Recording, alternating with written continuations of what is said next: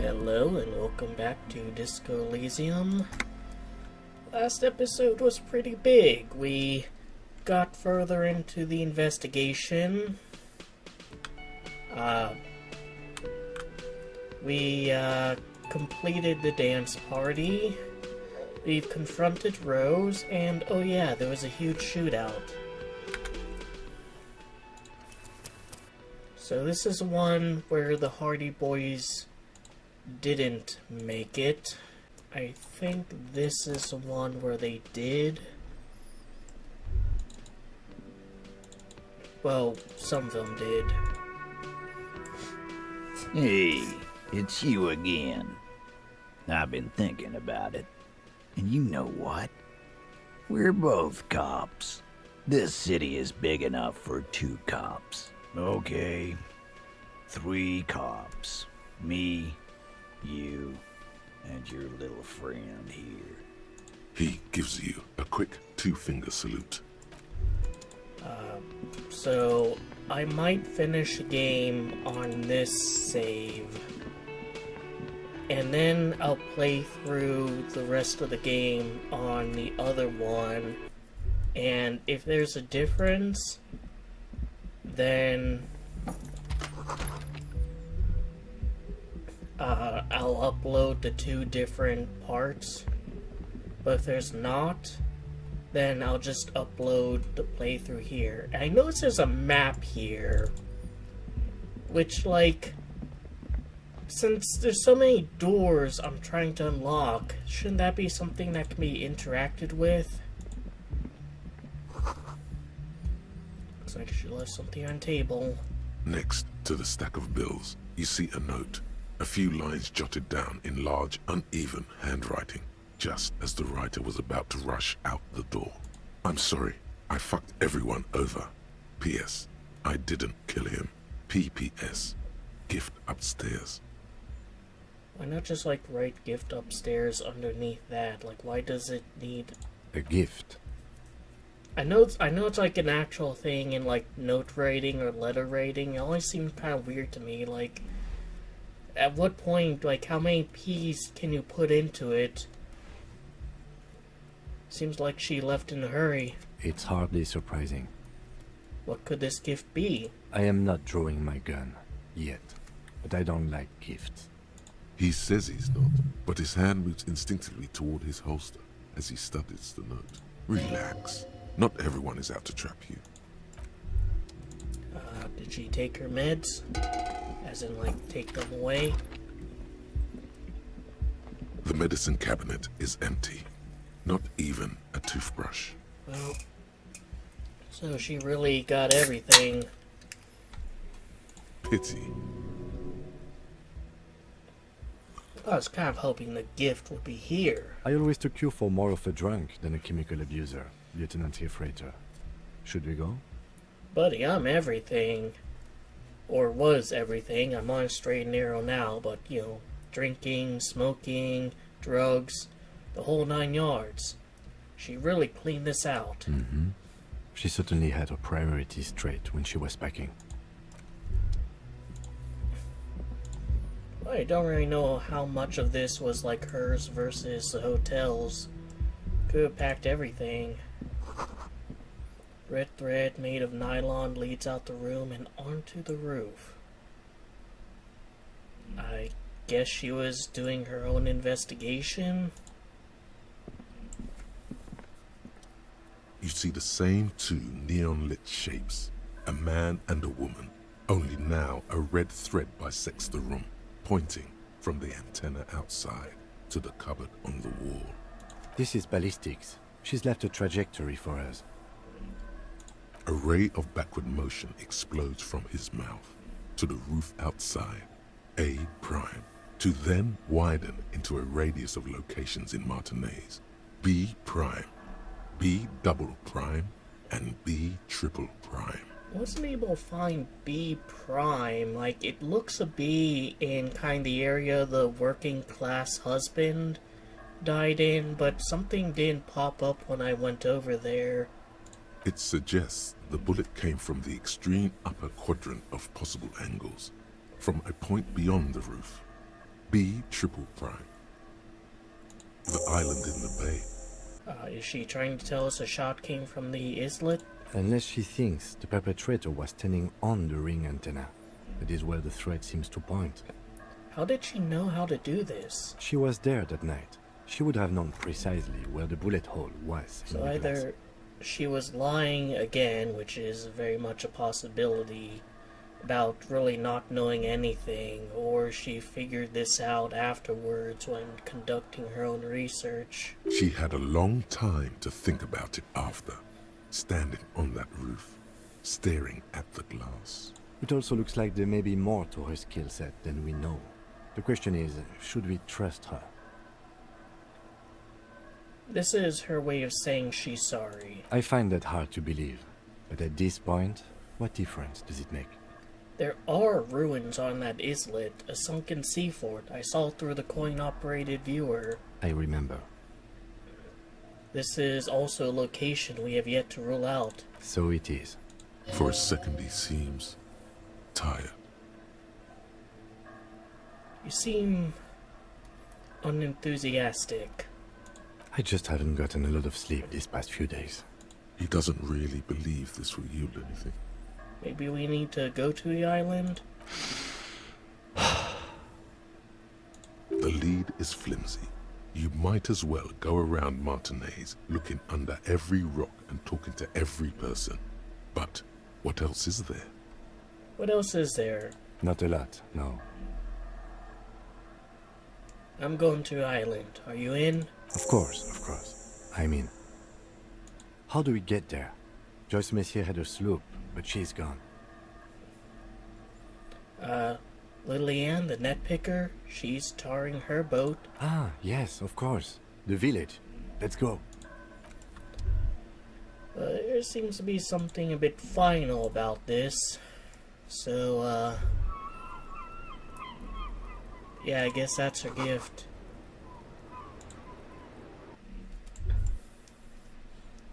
So, we're gonna wait on that. I mean, like, we've yet to go to that island, so that seems like a place where, like, the final confrontation with the killer would be.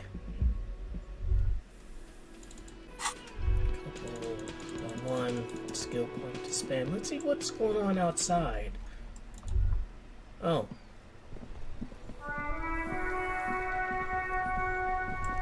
Bonjour.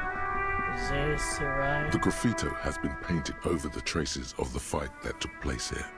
It smells of blood and heavy fuel oil. So, was this Cindy? This was Cindy the Sky. Looks like Cindy Skull finally found the words for a masterpiece. The lieutenant crouches, touching the fuel oil with his finger. Looks like it, yes. This is still fresh. It wasn't here yesterday. I smell heavy fuel oil. And blood. Some of it is even yours. Heavy fuel oil. Isn't that flammable? What are you trying to imply, Fingers? You could buy some smokes, light up a ciggy and throw it in there. You know, just to see what happens. See if it's flammable. It's better that way. Safer. That's not safe at all, Fingers. This is Precinct 57. How may I assist you? Precinct 57, we've been attacked. I repeat, Lieutenant Kim Kitsuragi and I. Something is wrong. Only static hisses through the speaker. Hello? No reply. Only the mindless drone of static crawling through the air. It's been this way for a while now. My guess is the Union is listening in on our conversations and jamming outward communications to protect themselves from Cronel. It only happens when someone mentions the attack. The rest is unaffected. Our best bet is to carry on like nothing happened. That is, if we don't want us cut off the grid completely. Isn't that dangerous? No more dangerous than stepping between 3 armed mercenaries and 8 Union men, I hope. I don't like it either, but that's the way it is. The street seems safe enough to me. You can try calling again. Just don't mention the tribunal. And remember, they are listening in. Everything sounds okay. No drumbeat of total war yet. If anything, everything sounds too okay. In the cabin, you see a... This is Precinct 57. How may I assist you? Reconnect me to the 41st. Right. 10-4, come in.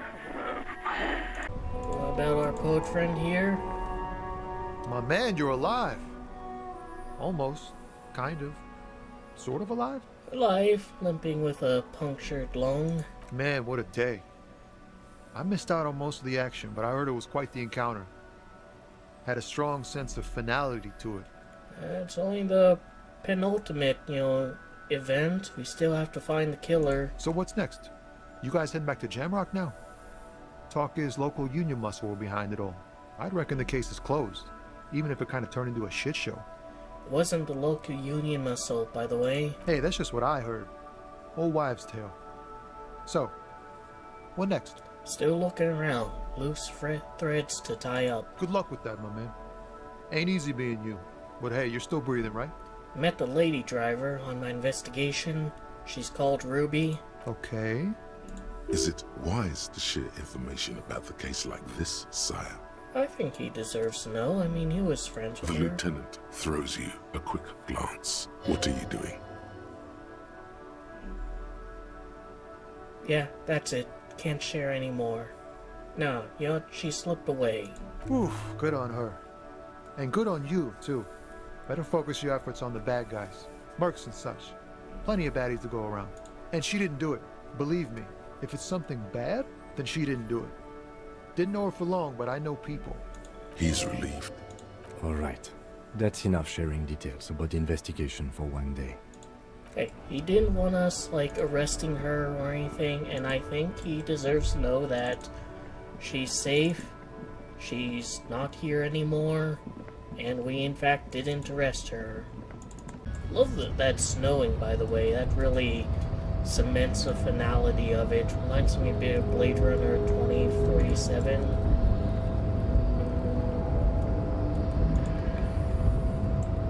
The boyardero stares at you with respect, then gestures towards the trickles of blood adorning your clothes. Yeah, I got shot. No big deal. Yet you live. It goes back to an older era where this was commonplace. You have a true boyardero heart. Right, so where is everyone? Hiding, gathering themselves. The harbor's in full lockdown, friend. No getting in or out, for the time being. You can't help me get inside? No, man. Not today. Today is war. He says it matter-of-factly, like it's no big deal. Time will tell. I'll tell Everett you dropped by. I'm sure he'll be glad. What will you be doing now? I'll be okay here, doing lookout. Quite the sight, aren't they? Getting to like that red I am. Yeah, those red flags the Ubi guy was looking at that I failed the skill check with. Don't worry about me. I live to alleviate the worries of our brothers. See if any insane killers turn up. Then I'll run. And live. Try not to get shot, eh? I'm sure I'll be luckier than you, friend. But if everyone's gone, then that means Measurehead is gone, right? I can finally get to that box with sweet, sweet plastic tear and 1.10 real. At long last, the mystery of what's in the box solved. Fill a low shelf beneath. The packages are small, discreet, sloppily stacked, making them easier to take unnoticed. No need to worry about knocking over. Here you go. What's that? What is what? A raincoat? You know, like the one you bought earlier. And You see a set of tire Really? tracks in a brown slush. is Kuno here? Yeah, he's here. Everyone says you started crying in the middle of a firefight and then bled like a pig. I guess that was cool. Who's saying that? People, they say you'd kind of died for a moment, that you let your shit out already, but then came back. So I guess that's what's cool now. Just don't think because you got half your dick shot off and you're an invalid now, Kuno's gonna treat you different. Kuno doesn't reward weakness. It's business as usual with Kuno. Kuno's cold like that. Yeah, whatever, retard. Watch out, pig. Who knows? Whatever. I'll die before I squeal. What about you? Oh my god! Things have gotten out of hand. I thought the psychic stuff was bad, but the crime, it's even worse. I haven't been able to come to work for 3 days. The shop has been locked. No sales, gangbangers running around, shooting everyone. I know I shouldn't have bought a shop in this ghetto. Say nothing, stare at her. And you! Oh my god! Just look at you! It looks like even the police can't take care of all this. Someone should do something about this. Maybe I should close the bookstore and open a psychic studio. Yes! It makes sense. Crime is the 6th element, you see. The darkest element. I could teach people to protect themselves against bad energies and to fight crime. Psychic studio. This is even worse than bookstore in Martinez. No need to be modest, good officer. You've convinced me. It is a great idea. Thank you for the inspiration. In the meantime, do buy the books. As many as you can. They won't be here for much longer. Is there anything else I can help you with? Great, she's replacing an actual useful service with shite. Sorry, kid. You're not gonna have a very good future as your mother delves into bullshittery. You hear someone walking around inside. This apartment is rearranging supposed to the be empty. furniture. Do you break in The here? number- Excuse me? Of course not. There's no sweet talking your way in there. Be official. You have plenty of reason to enter. I don't need a warrant if I suspect there's been a break-in. Oh, come on. Well, that was easy. That was smart.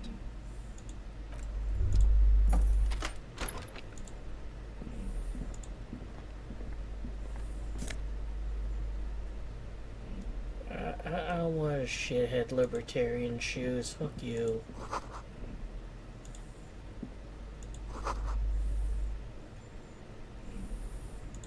Satisfied? My name is Marielle Charpentier, and I'm an agent with Martinez Realty Associates.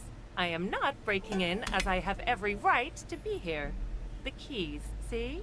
Boy, there are a lot of different keys there. More than 20, at least. Her voice is really cheerful, despite her obviously hating you. Do you want to see my ID as well? You Sure. can't legally ask for it, but why not? Want to see my residence permit too?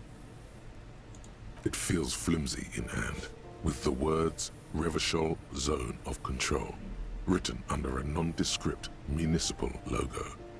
There's a picture of her with shorter hair inside, along with all her personal details. Be friendly. Nice haircut. Thank you. Do you have any questions? I need to be back in Midtown in an hour. What are you doing here? I need to get it ready for the next lease, but as you can see, the previous tenant completely trashed the place.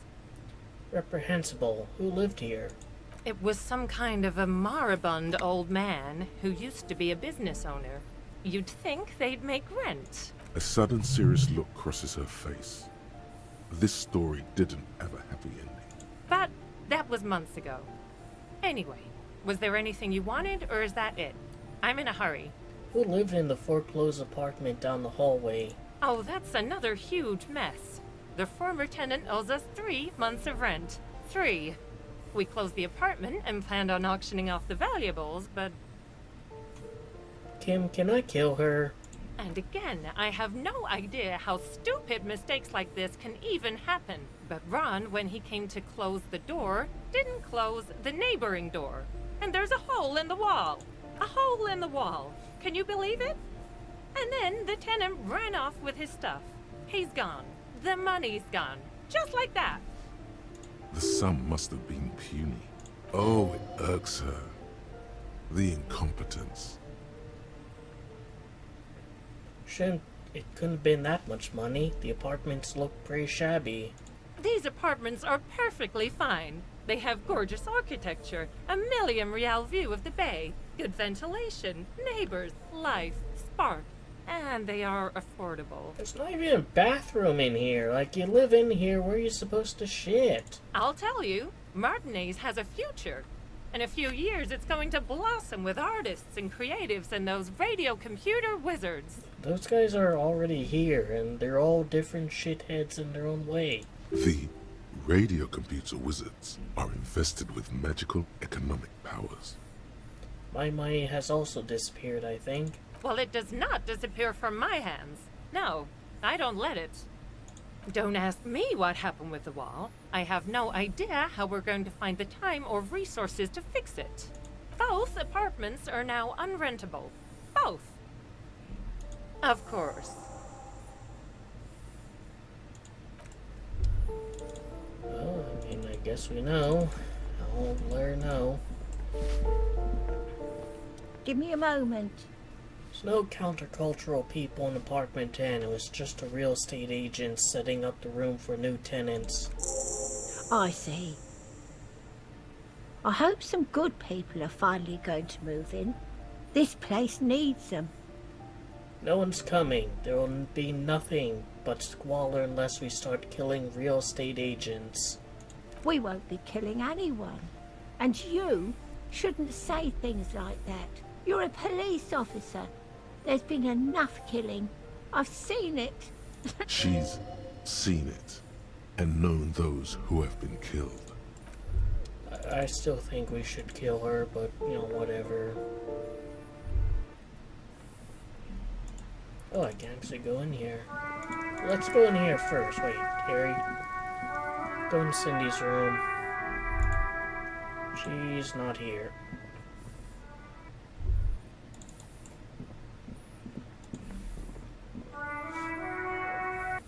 And the communists aren't here, which I guess makes sense. It's not meeting time. And Joyce is well and truly gone. Yeah, looks like it.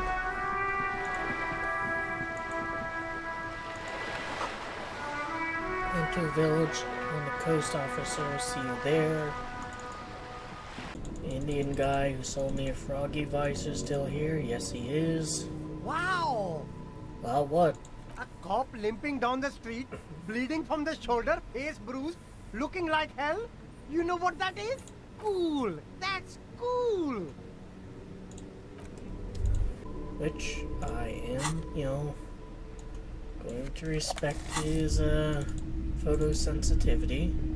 Between you and me, this is why I don't get involved in local politics.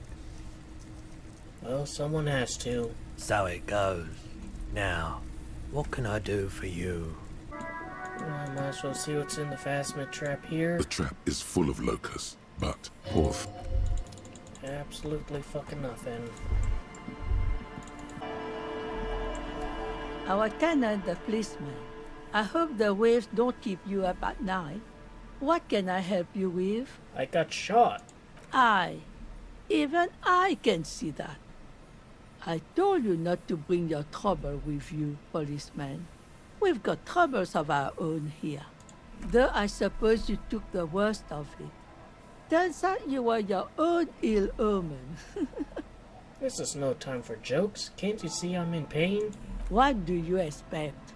Police officers get put into dangerous situations all the time. Sometimes they get shot. It's a rough trade you're in.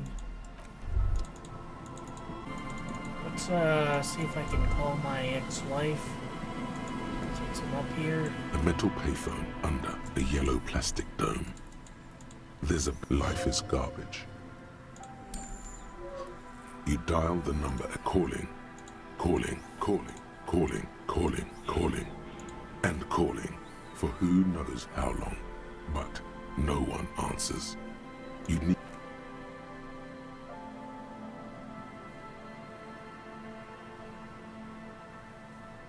That damages me. I have plenty of health. The cold metal is hard and hurts your knuckles. You look at them, turning purple.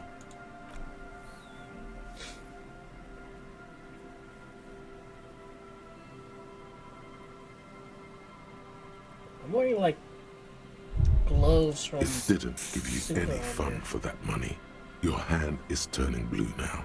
Blood drips to the ground.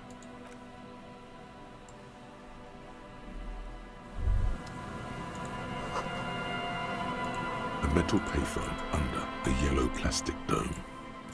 There's a life is garbage. Nope, can't call her.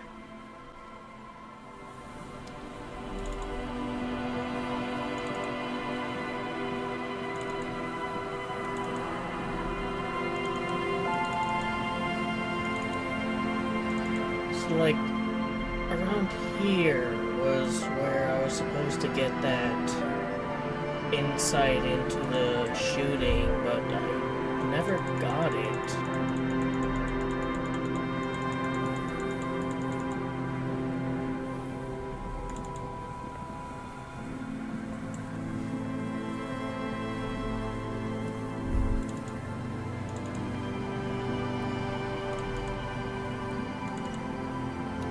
Is kid here? No. Alright.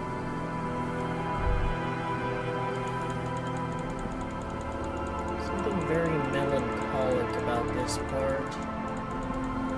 I mean, I think it's the same music as before, but with everything that's happened, it just feels a little bit heavier, you know?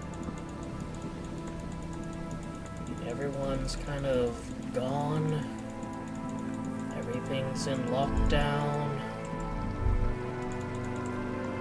I guess I can check the church.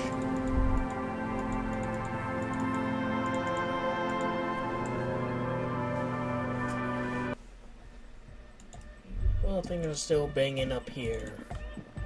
Do they know about what happened? Oh, the god of dance is back! I'm dancing with the god of dance! Goodbye, officer. I guess not. They are willful or peacefully ignorant of everything. Yes, what is it? I still don't know about the pail. All you hear is silence in your head.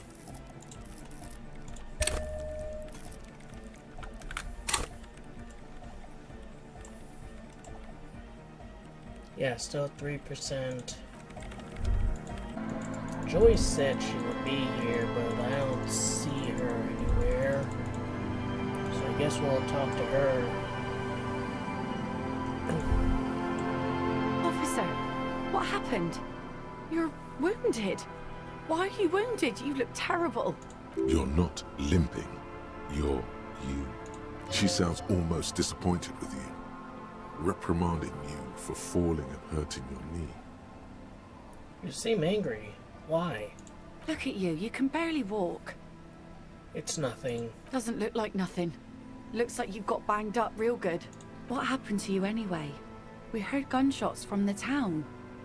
They were closer than usual. There was an exchange of fire on Rue de Saint-Guylaine. It's nothing to be worried about. I also got shot in the chest. That's nothing to brag about, officer. It's not serious. He'll be okay. I have questions for you. Of course. Can I help you with something? Oh yes, she does. You need to get your drink on. There is no other way for human beings to procreate. Not after 6,000 years of yeast cultivation-based mating rituals. Since the dawn of mankind, Al Ghul has watched over the reprocreation of our species. Lay with me. Let's celebrate the ghoul. Now, there's a whole shipment of big words. May mankind be plentiful, I guess. Can I get back to my nets now? She doesn't even understand you asked her out. Perhaps you're too sober to pull it off right now. Fuck Try you, Kim. again. You ruined this for me. We need to get to that island. That won't be a problem. It's wind still and the tar just dried. We've got 2 days of relative sunshine ahead. 2 days of sunshine? I just got a bacterial infection. I'm sad to hear that. Take care of that with ether, will you? Don't get too many RCM men round here. Be sad to lose the first one. That's cool. You boasting your bacterial infection like that. What's on the island? I saw some kind of ruins through the binoculars. Used to be some kind of fortification there before the war. For the communards. An anti-aircraft gun, I think. Bombed to bits in the landing. I haven't been there myself. Always steered clear of it. Hasn't been there herself. Who has then? Probably her husband. Maybe we shouldn't bring that up. Can we borrow your boat? If you promise to bring it back, and no scraping the hull. I just got it nice and yellow.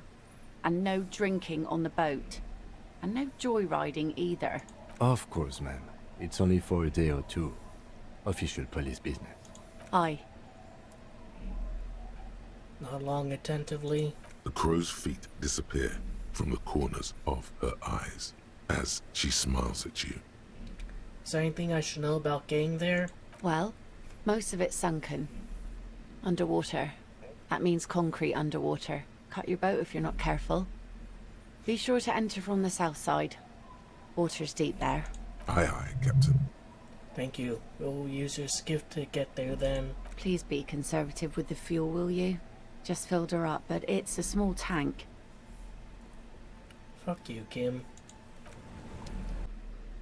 Alright, I mean, screw it. Might as well, since the same small, heavy door. No longer really? in sight.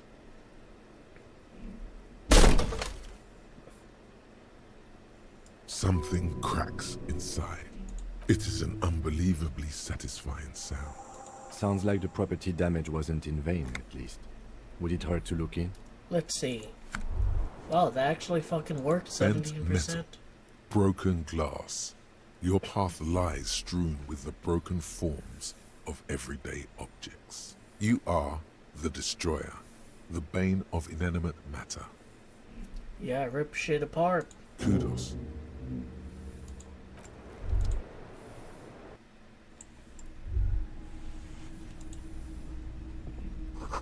There's a tiny hole in the wall. You see a bedroom on the other You side. can almost see the shape of a man and a woman writhing inside, bathed in drug sweat and dirty linens. Bottles lie around everywhere. What were those people doing in there? You lean closer to the peephole instinctively. I bet they're doing something quite unnatural there. I think I can see into their bedroom from here. You can barely see through. Better not to jump to sensationalist conclusions here. The footprints on the floor, however, definitely suspicious. I'm still surprised I got that check.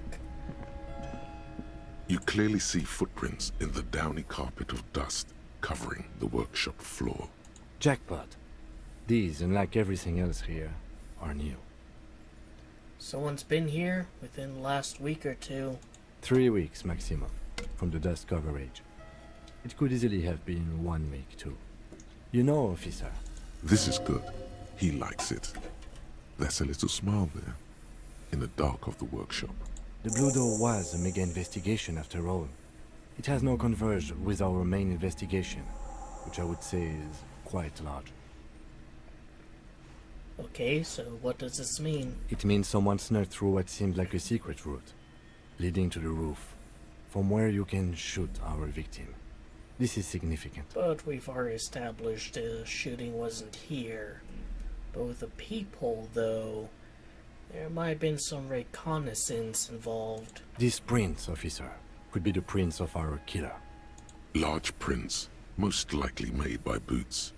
The size is hard to determine. Sole could be bigger than vamp. The soles have left a pattern, uniform, horizontal lines. This print is unlike one left by a regular worker boot. It is not a brand sole with logos on it. It seems custom-made or old-fashioned. This doesn't look like the worker's boots from the hanging, does it? No. These little horizontal lines are different. They look custom-made to me. Or some kind of foreign print. Hard to say. Still a boot, though. This print doesn't look like the odd-soled print we found at the hanging, Kim. The size looks about the same, actually. They are not the same shoe, but they could be the same person. Everything around you is quiet. The prints crisscross the workshop floor. We'll move on. Pinball machine has been taken apart, gutted. Schematics for a pinball machine, futurism themed. Boxes of tools and replacement parts line the shelves.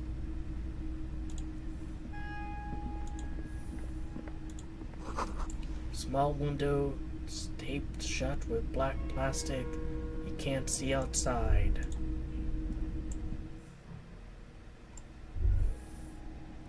It's all pinball area. This pinball is white Deora. The back glass shows of female figures, something. Note NB, the spare key is tied to the bush outside the corner room window. 5 real. Over there, in the corner. The pinball machine? Not just any pinball machine. This is the pinnacle of pinball. Cornelius Gordy and the Mountain Goats. It's lit. You can't wait to get your hands on it. Lit. A phrase almost synonymous with the Insulindian pinball scene. Any pinball scene, really. And also there's something that's vernacular for millennials and zoomers. Kim, are you seeing what I'm seeing? The pinball machine. Gordy's Goats. A classic. Wait, you've played it? A little. Feels like a lot. Too much to play it again. Let's take a closer look. Ah, great. Cornelius Gordy and the Mountain Goats reads the golden lettering on top of the back box. There's a small column of text underneath. The machine is coin operated. Get the game on, Fingerboy. Those flippers are ready. Lean closer, read the text. Above the painting of a mustached man climbing a hill, a column reads, inspired by the legend of Cornelius Gordy, taken on the world's tallest peak, Corpus Muindi. The Mesk legend holds that when the nation is in danger, heroic Gordy shall return and save his people. Hey, Encyclopedia, could you, chime in, maybe? The theme of the game is to explore Gordy's climb through the perspective of goats and to ascend to the top of the mountain in a time of trouble. The peak of the mountain is at the top of the playfield. All the balls have small goat icons on them and represent the goats as they race up and down the mountain. Areas around the playfield represent Gordy's climb, places he was said to have camped, which the goats can discover. Get them to the summit. It takes a while to get into a rhythm, but pretty soon you're able to keep 3 goat-faced balls in play with relative ease. Go, go, Fingerboy. I feel sorry for the goats. If they only knew the kind of guy old Cornelius really was. Wait, what kind of guy was he then? The kind of a guy who uses the word savages a lot when recounting his travels. A masked nationalist. A racist mountaineer? An avid huntsman too. He was often photographed in his dining hall, surrounded by wall-mounted hunting trophies from every continent. That's not cool. He also hit his wife and kids. Other people's kids too. Sometimes pets. Hateful little man. Encyclopedia, is this true? But you seem to be having fun. I'm pretty good at this. Your game is definitely improving. The jolly goats are flying all over the board, and although a few plummet to their deaths, you're never left with less than 3. Suddenly, a special passage leading to the summit slides open at the top of the board. This is where the balls need to go. Concentrate and aim for the narrow passage. Maneuvering a goat ball into a position for a perfect hit isn't easy. More fall to their deaths. But finally, the opportunity presents itself. One of them gets through. Tiny hammer shatters something inside the machine. Something glass. An ampoule? The words "pale rupture" light up on the speaker panel, and the machine starts filling with a thick, milky fog. Something's happening. Congratulations. This is where the game ends. It's a cheap way of getting more money out of the players. A stupid nihilistic finale. There's so much fog, you can barely see anything. Some is actually leaking out of the machine, and one by one, your goats start slipping, disappearing into the milky nothingness. This can be navigated. The balls leave almost imperceptible disruptions in the fog. Use them to calculate where they hit next. You're down to your last goat, going mostly by sound. Eyes are useless at this point, but that goat is something special. 5 times you snatch him back from the jaws of death. You're in a perfectly balanced system where neither you nor the pal is able to get the upper hand. This could go on forever.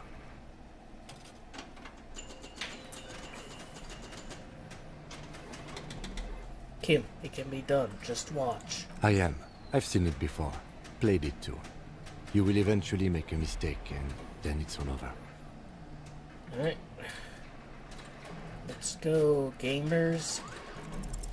With automation-like precision, you keep the final goat ball in play, reacting to the tiniest stimuli, floating in the flow state. The fog is clearing, and suddenly, the old speaker crackles. Gordy ball is lit. Huh?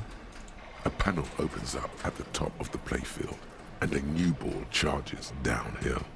It's larger than the goats and matte black. Cornelius spell the white letters running across the equator. So violent is its descent, it immediately knocks the last goat into the abyss. Then proceeds to bounce all across the board as if carried by some demonic otherworldly inertia. High score, announce the speakers, and the whole machine lights up. Then the flippers retract, leaving a perfect opening for the Gordy ball to join the goats backstage. Cornelius vanishes, and the machine powers off. That's amazing. I think I won, Kim. You didn't just win. No one I know has ever beaten Gordy's goats. That is a monumental achievement, Detective. Who's the king of pinball, Kim? Congratulations, Your Highness. That was really impressive. The machine needs a good service before anyone else can even attempt it again. It's time to move on. Yes. Good times. Once again, the machine becomes one with the dust and the darkness. Life has left it, unlikely to ever return. So now do I know about the pail? Like... Oh, that's... the stairs to go upstairs. Oh, This small elevator is dimly lit by a bulb that's been glowing for ages. The latticed cage is open, inviting you to step inside. It's like some kind of pinball wizard lived here. Yes, what is it? Ah, fuck.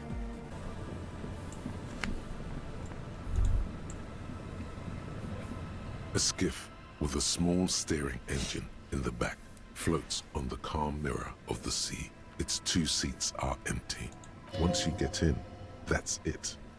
One pull of the starter handle, and you're off into the bay. A strange trepidation comes over you. Are you sure you want to go now? Have you made all the necessary preparations? Closed all your accounts? Remember what the net picker said. It's a small tank. You won't be going back and forth on this. Alright, let's just make sure the blue door doesn't have anything. The skiff float once you get... Have you made all the necessary preparations? Remember what the net picker said. It's a small tank. You won't be going back and forth on this. You take the engine, Kim. I'll hold the boombox. What? What? How else do we blast SAD FM on the way to the island? Fine. Let's blast SAD FM then. SAD FM is a radio station specializing in sad, slow rock songs. You seem to know its frequency by heart. Get in and ride to the island.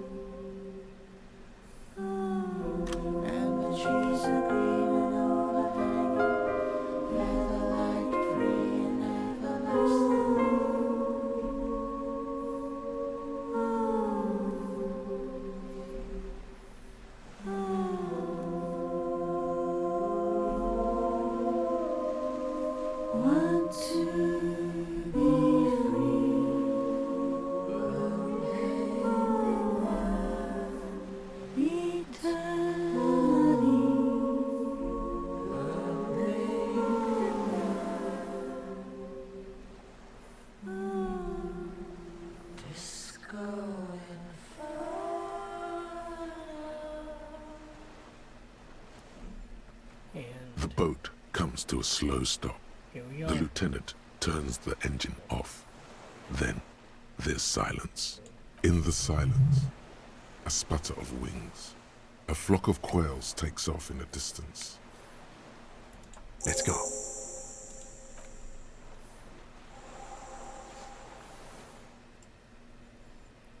Here we are, Kim.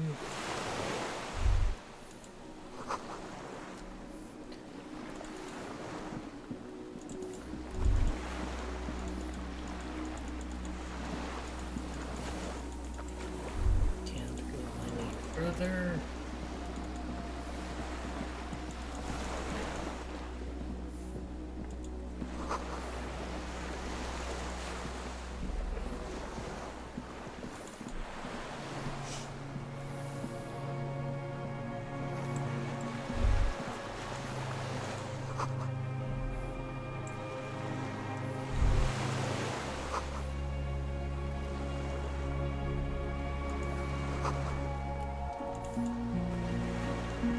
Would light a cigarette to that.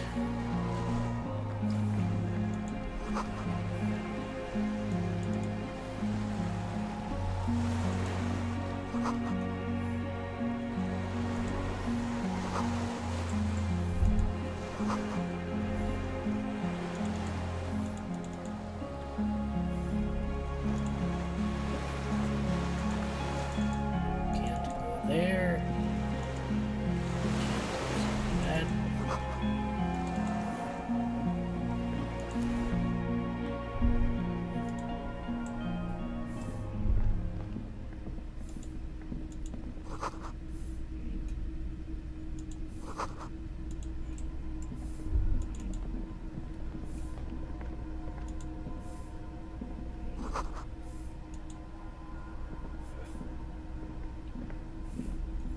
Who lived here?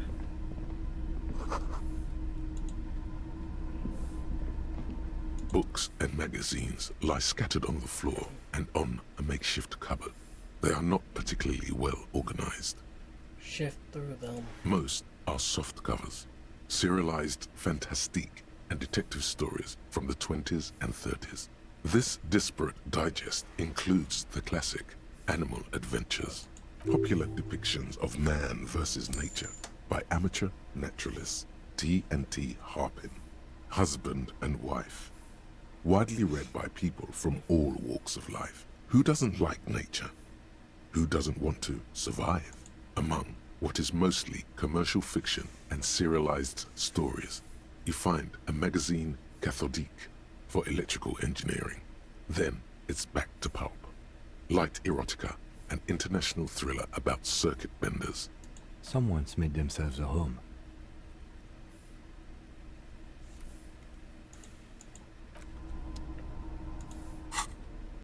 serialized fantastique.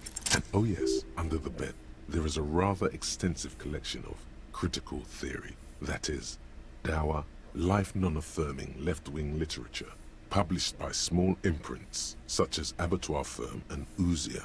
It's not exactly like reading. Look, Kim, powerful communist theory, rigorous and truthful. Elysium. I agree. Humanitarian sciences. It stands out. Not a lot of critical theory around in Ravachol West. Your incendiary remark has failed to provoke him. Wasn't there some in the communist student's room?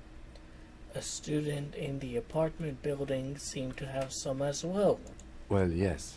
That one student did. The little books seem inconsequential next to the big pile of frivolous entertainment covering them. Critical theory books. What do you think this means? Whoever has lived here, they have some education and a certain set of interests. Interesting.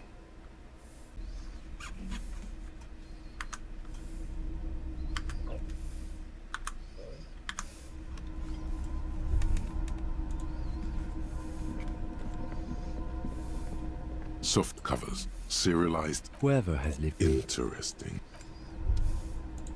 You can see candles planted on the broken rangefinder. The moth-bitten bed sheets keeps the wind out.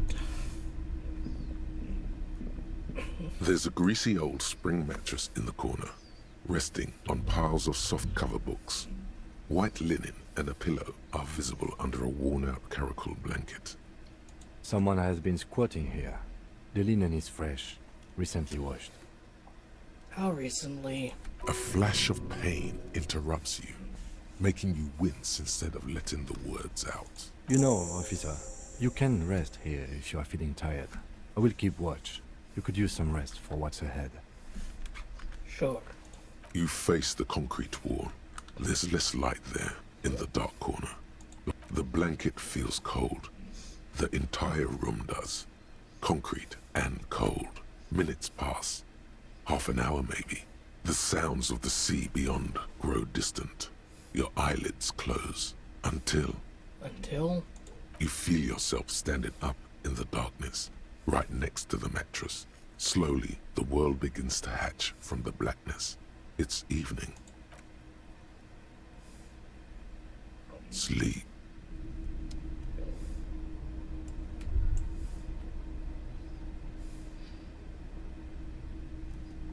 Where's Kim?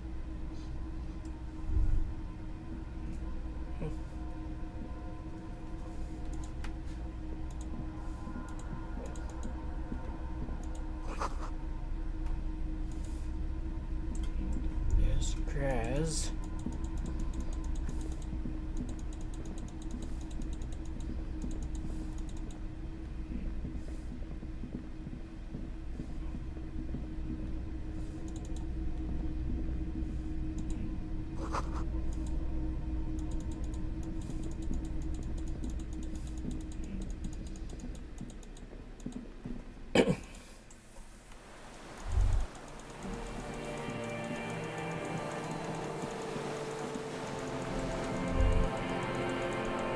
No, seriously, where is he? Kim, where are you?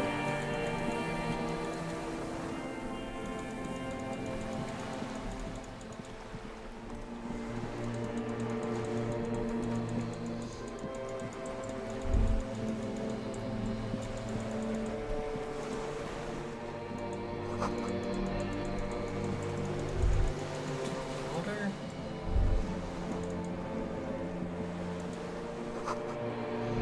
I see her footprints on the water. Further. Dolores Day, the innocence of humanism, internationalism, and the welfare state turns around to face you. She has an airship airbag in her hand. She seems to be in a hurry. Is this her or my ex-wife? Cause there's a video rental store, right? I used to rent videos from.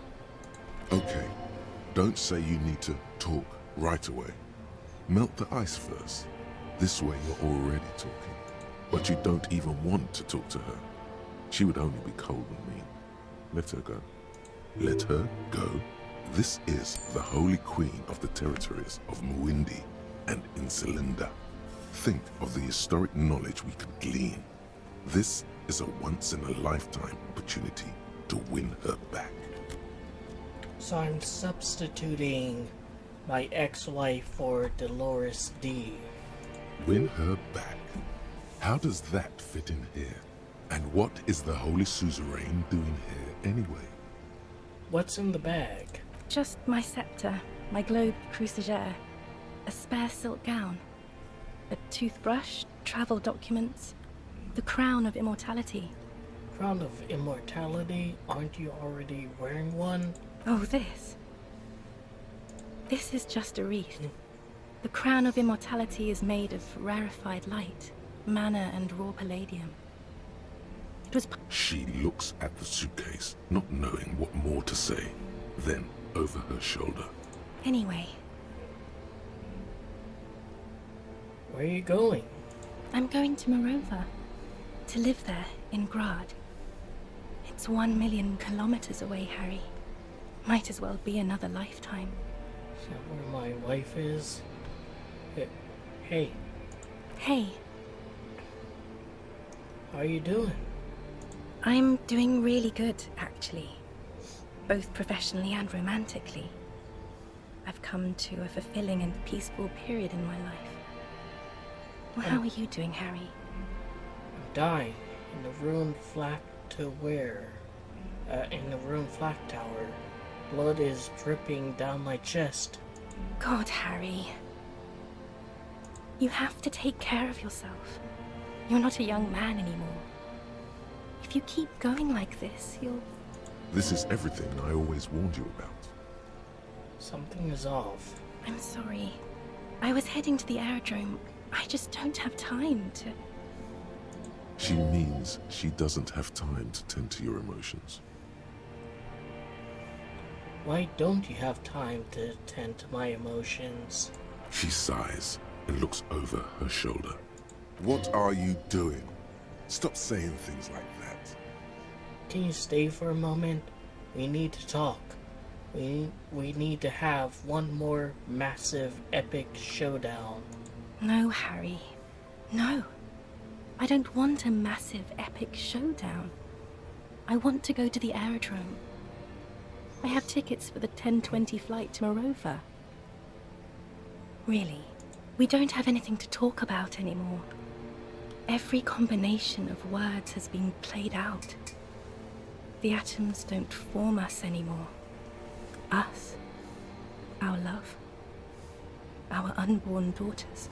It's all gone. I have to go to the aerodrome. I have to leave Revachol and you. And you have to be alone. In hell. Forever. Oh God, whatever you do, don't try to kiss her yet. Not after that. You're still reeling. You'll fall over if you try now. I brought you this figurine of a headless Fallen Rider. I don't want it. It looks expensive. I don't want it. I thought you liked figurines. I thought the figurine were for getting you back. That's not what figurines do, Harry. But then the figurine don't do anything. She looks at the headless Found Rider between your fingers and doesn't know what to say. The figurines don't do anything? Anything at all? But I thought the historic figure she had. Forget it. Okay. Sorry. I was naive. Stop listening to me. Forever. What about dice? I have some custom dice made from in this place, a Doom commercial area. Harry, I don't want things. I want to go to the aerodrome. I didn't ask for things. It's too late to give me anything. Won't win her back. I would have liked the headless Fallen Rider back then. Alright, gamers. Let's go.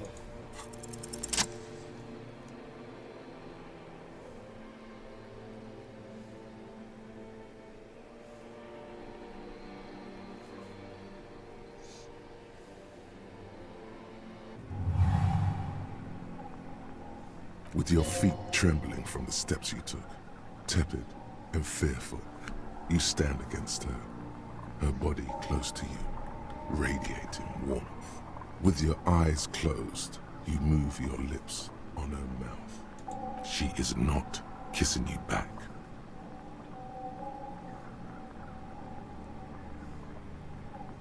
I feel her breath.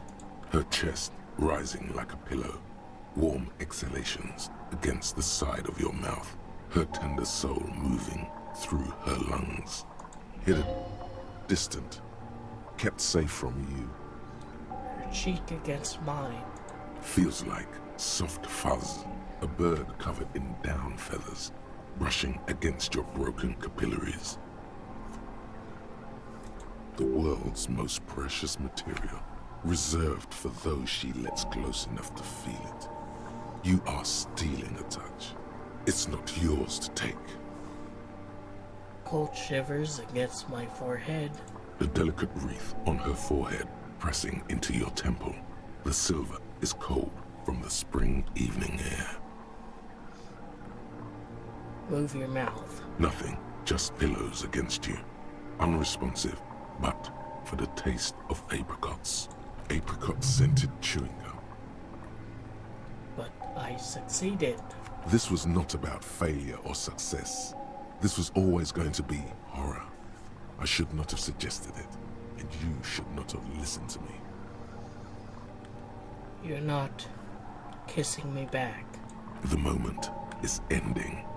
She is going to move her face away from yours.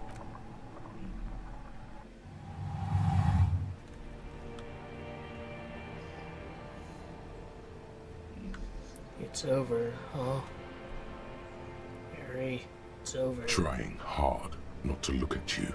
When she withdrew and you held on to her hand, she tried not to look at your face and see the expression there. Brother, you should put me in front of a firing squad. I have no words for how I failed you.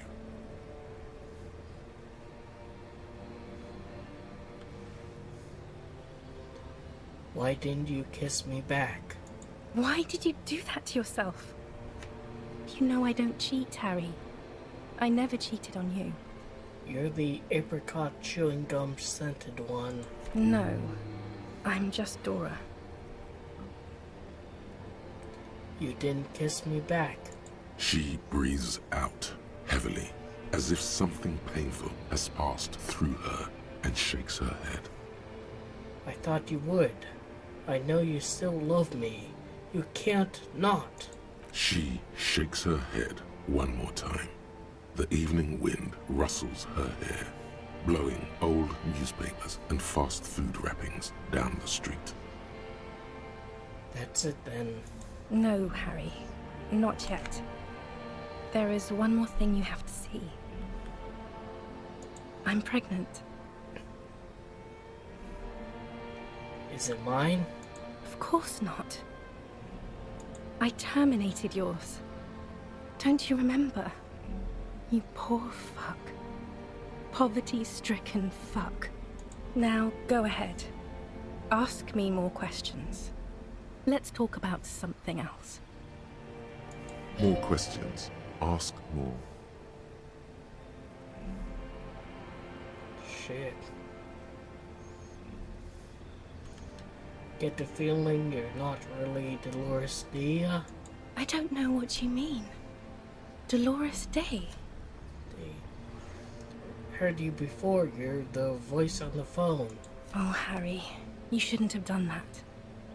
Call me like that. Call me like that. You ruined it. There was still a chance. You should have waited longer. She would have called you instead. Screw you, man. I know you would have called me yourself if I just let you. I was too impatient. Oh, Harry, do you really think so? We haven't talked in years. I don't want to call you. I don't want to hear from you. I think of you less and less every year. Weeks go by without me remembering you. Months already. Soon it'll be years. Every season that passes, the light gets less clear. I sit there in Morova, in the holy gratitude of my bliss.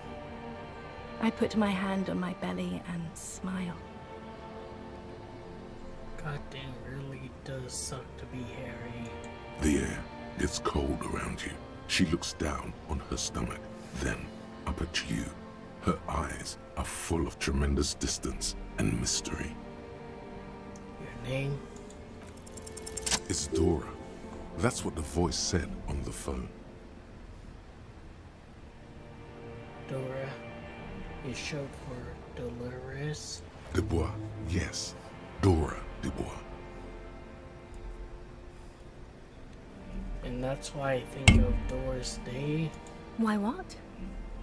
Are you Dora Dubois? Oh no. No. We're not doing that again. You're the ex-something. Wasn't I Dolores Day just a second ago? Now I'm the X thing? You're confusing me. Look, I have to be at the Lausanne Aerodrome at 10:20 p.m. I still have a light rail to catch. I haven't even bought the tickets yet. I should have gone even deeper, to a place I never met you, because it's impossible to meet people in the abyss of the void. Great. It's the abyss of the void. Soon it will be the gloaming, then it will be the world ending. My friends are waiting for me on the platform, Harry. It's impolite to... What? No, it's impolite consigning a lieutenant detective of all Ravishall citizen militia to eternal damnation. I am impolite with you, Harry, because you are the past. Me and those friends will have good times together in the future. This is how human beings operate. I was wrong. You don't have power over her anymore. You shouldn't have said that. I'm wrong about everything. The morning. You should go on without me. The morning? I don't understand. No, I meant the morning. I'm grieving, but you're not even dead. Oh my god, Harry, stop. I don't want to hear anything about the morning. Mourning someone who's still alive. Any of that. I can't do that anymore. I'm not 80 years old, I'm 32. People my age are not supposed to mourn. You're just an evil ape. We're all just evil apes. You don't have to hate the world. Can't you see how kind and beautiful everything is? I don't have time to deal with your pessimism. There are so many people at the stop at this hour. They're all going to the aerodrome. Beautiful world, beautiful aerodrome. See? The weight is you and your hate. On second thought, you're Dolores Day, Queen Reginat of the territories of Mundi and Enchiladai, and nothing else. Yes, Harry. I am. Things have gotten much better for me, now that I am the ruler of the known world. Oh god, it's already so late. I have to go, Harry. A tiny golden watch with red straps around her bony little wrists.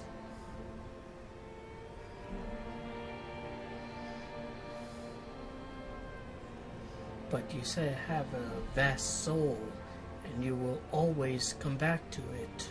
We both said a lot of things. We were very young. It was her. I can feel it.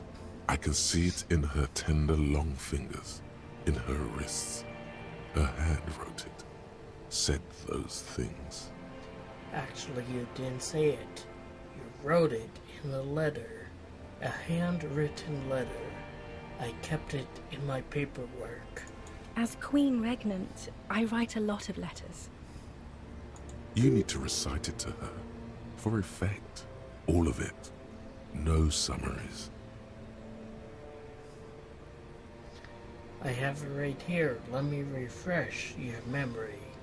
Let's take a trip down memory lane. Please, Harry. I just don't have time for this.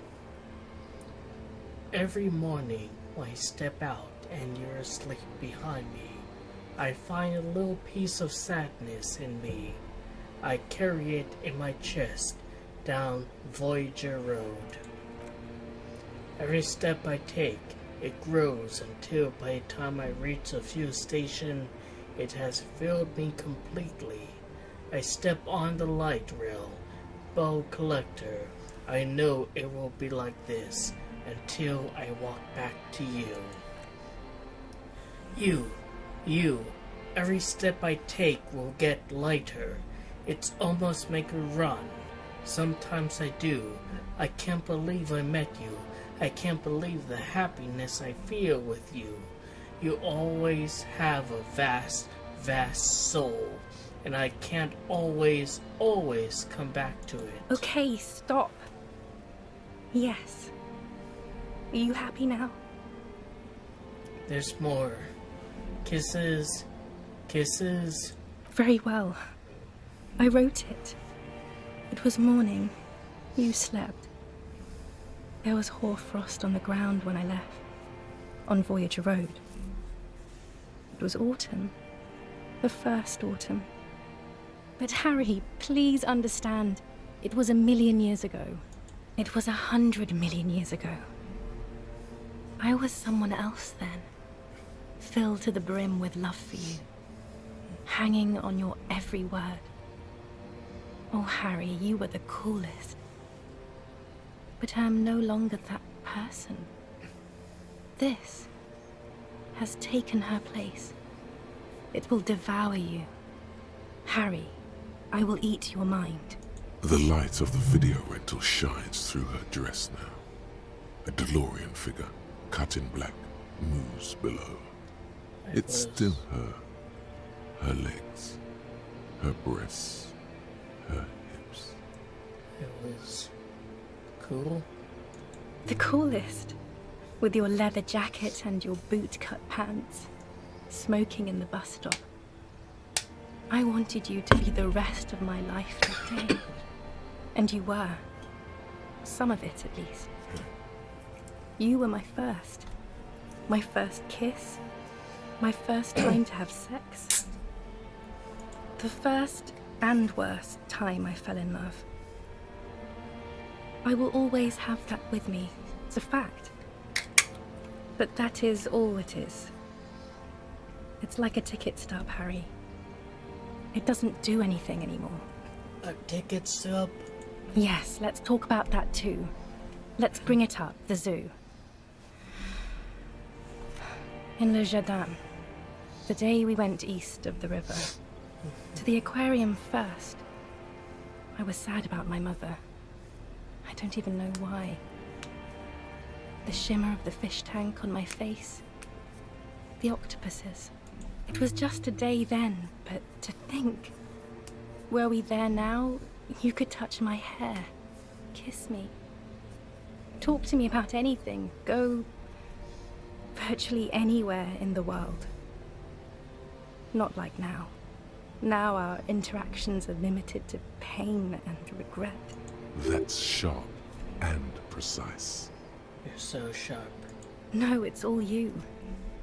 I always loved you for it, but it could not save us. It could not make me stay. In the end, your mind just told you precisely how bad things are. And who would want to stay around for that? Voyager Road. I know that place. Where is it? It's here, Harry. We are on Voyager Road. At the end of it, 300 meters from the stop. We used to come here to rent videos. The house. There. You could not pay the electrical bill. It became a lightless tomb. The years you spent training for the militia, my parents' money, it was not good. There was a boat collector, a light rail streetcar number. 42. That is the light rail that took me to Coron, to school and work. Every morning. It's the same stop I met you at, Harry. 100,000 million years ago. No human being should still remember the position of atoms such eons ago. It must feel unnaturally sad.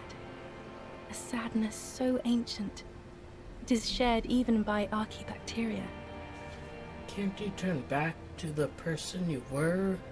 I can see her in you, under the gown and that wreath. And my crown of immortality. No. You scared her out of me. With your crying, the awful time we wound up having. And the cheap rental flats you could afford. Is Harry an innocent? Can't you see? I can never think you're cool again. I can only think that way about new people. A cheap rental with mold on the walls and the tap dripping. Cheap flats. So the rich man took you from me. Yes, I have found someone. For whom I can feel the same. A copy of my love for you. Only this time he is careful and rich. He will not lose me. It will go somewhere. It will grow. God damn it. Your heart burns. Through the blackness you feel the trickle of blood on the mattress below you. Harry, do you notice how none of this is very funny? What do you mean about grow? You know what I meant. We're talking about it again. Came up again. This conversation is about that again. So what now? What happens now? What is the next thing we talked about? Is there really anything left? If not, we can always repeat one of the things we have already talked about. Talk about it again. If you do not feel like doing that, you should let me go to the aerodrome. You're not even human. I am actually very ordinary, Harry. Below this gown and wreath, I have an ordinary soul and ordinary thoughts. The only thing inhuman about me is this. This thing you've made me into. I'm sorry for saying so, but I just hate it. What is this? This is so far gone, Harry. I don't even... No, you're special. You had glowing lungs. My lungs do not glow, Harry. I am just like all the others. None of us have glowing lungs. Stop making me into some kind of... She will, once you have erected the Temple of Light. I will build you a temple of light with my mind. A temple of unimaginable Fuck you. An immortal temple of light. That sounds nice. I do want someone to do that for me. Who wouldn't? But not you. I don't want anything from you. An apricot-scented ghost wafts out of her. Her skin, the fabric, into the flow of the air around you. But that's not a very good way for things to be. It's not. But... But what? Tell me. There's something good? I don't know why I said but. There is no but. That's it? That's it, yes. We've talked... Where in hell? Stop. You're only making it worse for him. You never help with anything. Good for me where? In fucking hell? Oh yes, she'll come around now. I made her love you again, Harry. Are you stupid? She's about to say something. Here it comes. She's starting to love him again. Her innocence, Dolores Day, fiddles with the handle of her airport bag. She has a pained expression on her face. It's agonizing. See? She isn't saying anything. I don't understand. It was, she herself said. We were bad for each other, okay? I was bad for you. Can you not see? I'm bad. I had to stop. I couldn't just turn into a bad person. You will get better. It just takes some time. For you, I think it will take something like 20 years, maybe? It was hard for me too, you know? I used to think I couldn't live without you.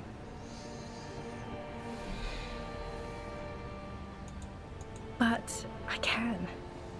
She keeps her shoulders squared and her back straight, but it's clear you're still making her sad. No, Harry. We can't. We already tried again. Is that how it is now? Not you too. I don't know. Please, Harry. She avoids turning them. They're turning moist now. That is very You're only saying this because things didn't... Stop making her angry. I'm not that either. Can't I just be? What do you mean by insane? You know what I mean. A cop. Questions? Did someone say quick? This is another one, isn't it? In descending order, usually. It's not just other people in conclusion. If not, we can always repeat. I have to, Harry. Really, I've already missed the 8:30. I'm gonna go now.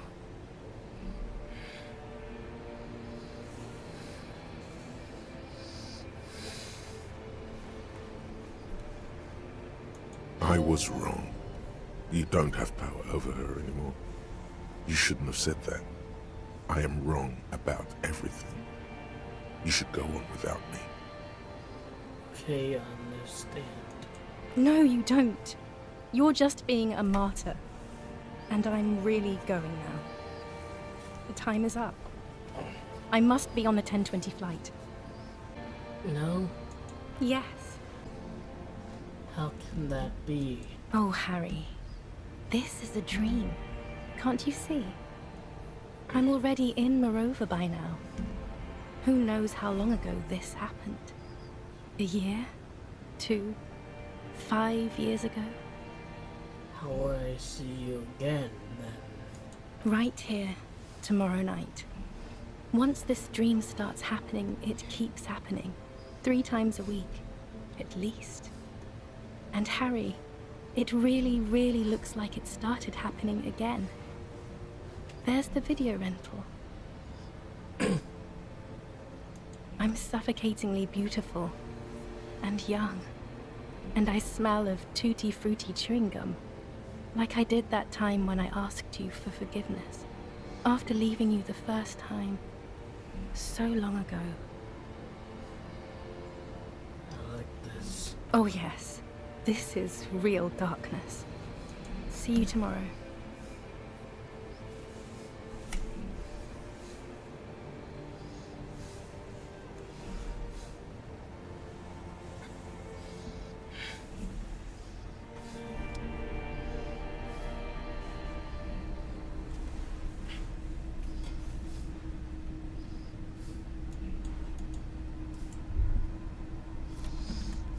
You're up quick. How was your sleep? Do this. Okay. Alright, continuing on. What's this? Some morale boost. Some more morale boost. What am I gonna find here?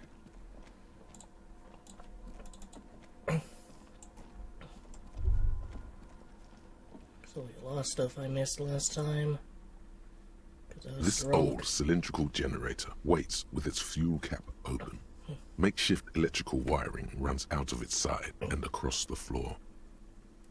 Tap on the side. A hollow ring. The canister is empty. Dust falls from the generator and down into the ammo lift. What does this mean? A generator here? I don't know. I'm not a philosopher. That is his idea of a joke. I am. This generator proves the universe's material. Surprised that didn't, He nods approvingly. hurt me. He even smiles. I meant, why is it here? Someone with basic electrical skills has restored it in order to keep the room warm. The wind outside picks up suddenly, with a faint howl inside. I'll pour fuel in the tank later. Those stairs have collapsed.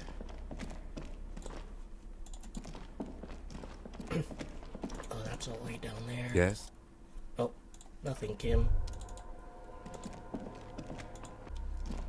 It's Army surplus winter scarf that gives me empathy. Poster of Krez. Hatch is jammed. Green paint flicks off the monoblock aluminium cabinet. There are rows of switches on the front panel, a frequency band, and even a keyboard. Run your fingers across the keyboard. The keys rattle like teeth. This keyboard hasn't been functional in decades. What is this then? The console of an anti-computation device. The generator upstairs, with wires coming out. They terminate here. Could this open the blast door? Possibly. Urgence, ouvert, allumé, radiodiffusé. It sounds like this device was used to control the electronics here. Maybe it still does. This device was used to control the electronics in the room. It could open doors, control lights, function as a radio computer. Alright, I'm gonna put gas in the generator. Well, I'm gonna take this first. A shirt that gives me hand-eye coordination. Seems a bit odd to give, like, late game stuff. This old cylinder, the lieutenant assists you, holding the canister up to the fuel tank as you tilt. Dark brown, viscous fluid pours out, and the room fills with a chemical smell. There's a red starter switch on the side of the cylinder and a start rope on the other side. The lieutenant flicks the switch. Pull the rope. The recoil start wakes the old generator up. The machine sputters like an old warhorse before settling down to a rattle. That should do it.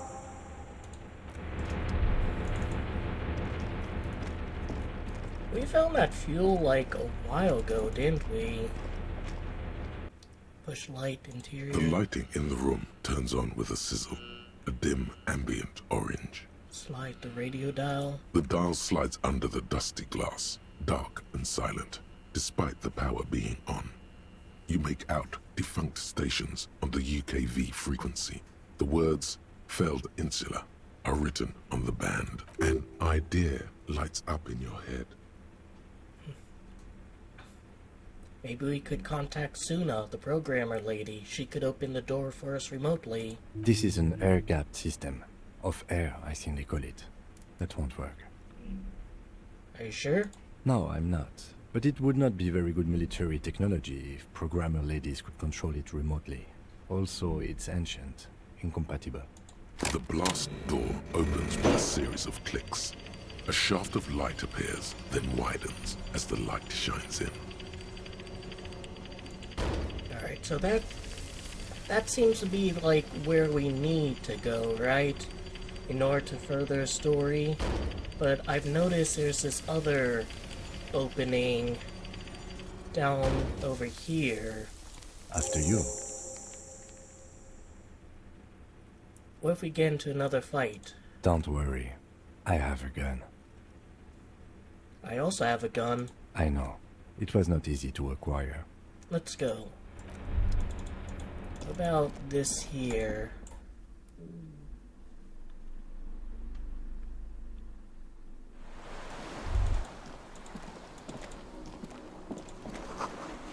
Firing slit, you can't see inside. Or is this where we came in?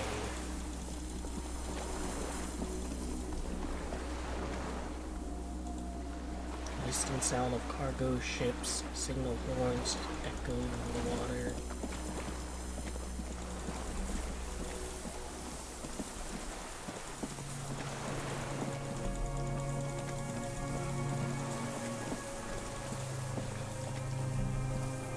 A strange feeling, looking at the water. Maybe you should just wander off into the sea.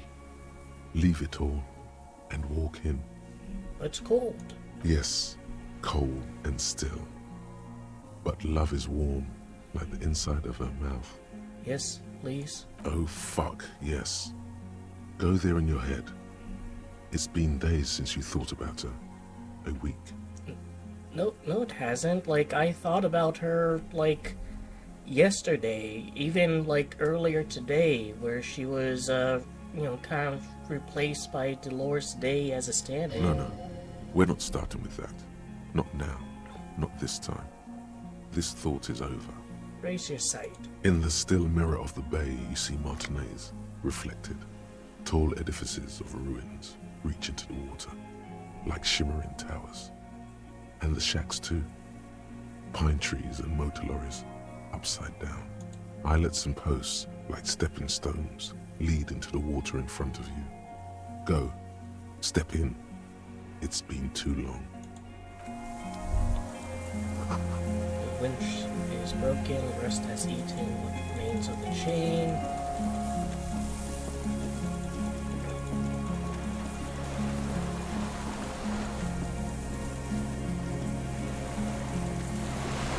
Over there. So I guess that area existed solely for that thought.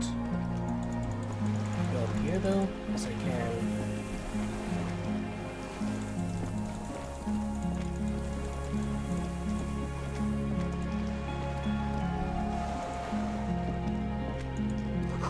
Pain in your pelvis makes you wince, and you continue. The inside of the fortress, you make out the console and blast door.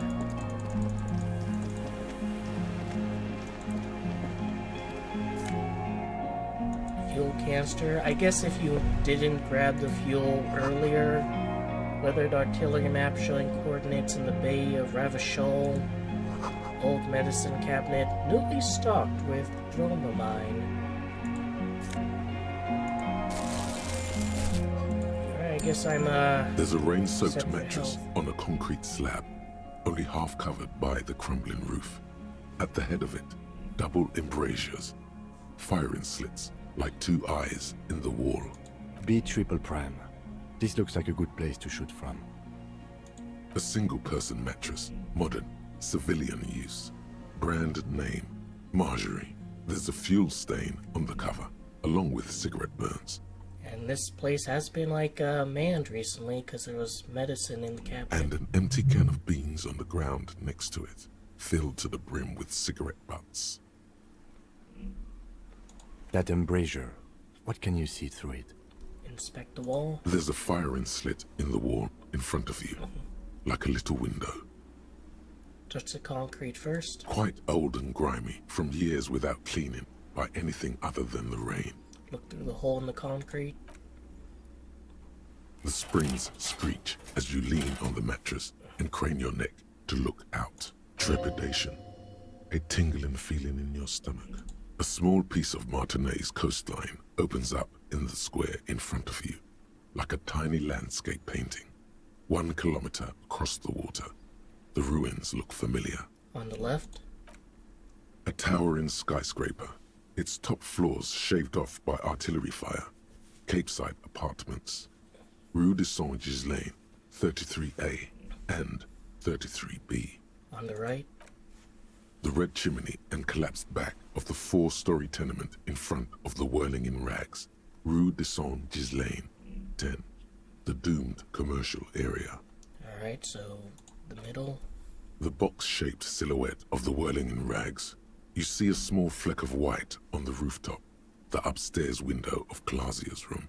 In the snow, reflecting light. Motherfucker. What does that mean?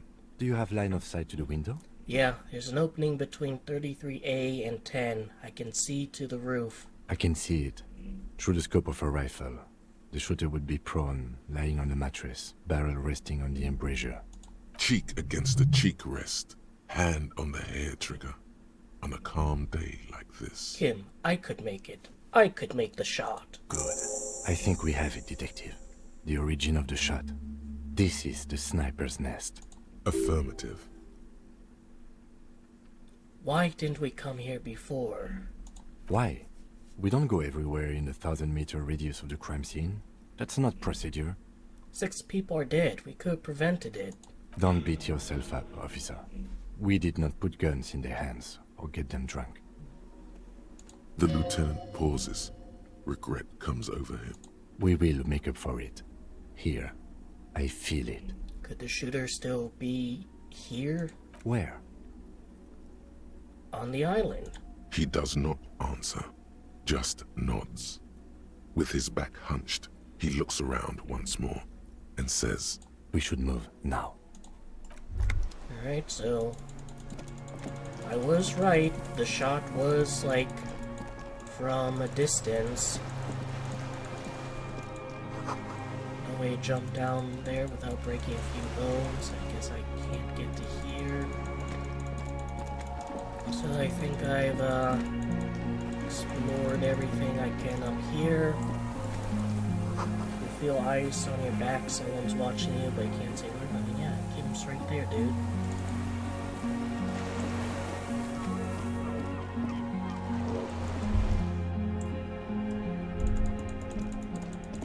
So yeah, I guess that fuel canister was there in case you didn't pick up any earlier.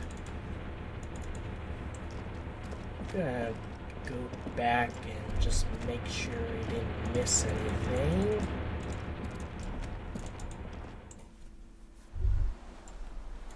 ICM?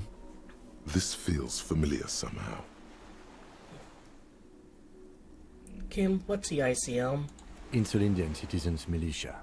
It's the official name of the Communards Army, the Black and White Army of the Revolution. Sounds an awful lot like. RCM. Sounds like RCM. Revachol Citizens Militia. It does. Why? The RCM may descend from the ICM. May? It's impossible to say. It was chaos after the war.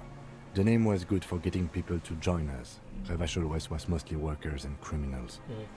So just trying to have kind of a diet version of it. Nice political thoughts rush through your neocortex. It's going to be hard to say them.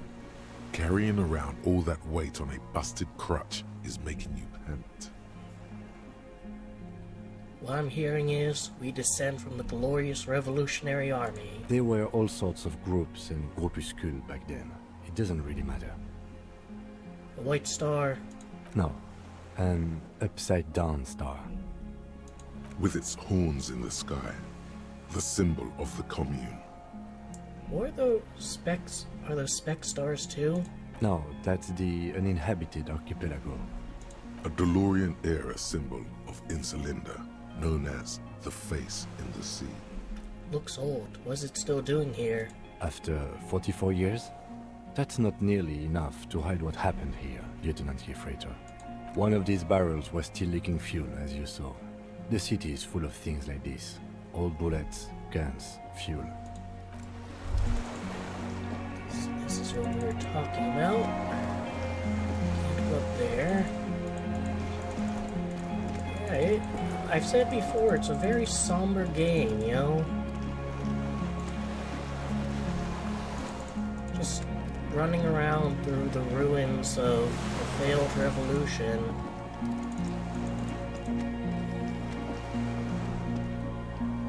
The chain trails off into the ocean, connecting the island to the supply depot on the coast. This leads to a depot in the Land's End. Ah, yes, so it seems. What do you think it was used for? For bringing munitions to the island, maybe? And supplies? You could also lock the bay when you raise the chain. As a defensive measure, lock it off that side of the bay. Lock it from whom? From enemies. Enemies of the commune of Revachol. This sea fort was a revolutionary fortification, I believe.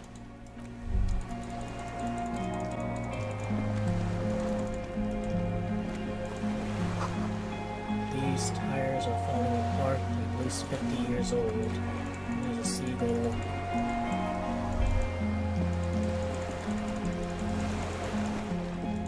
What do we have?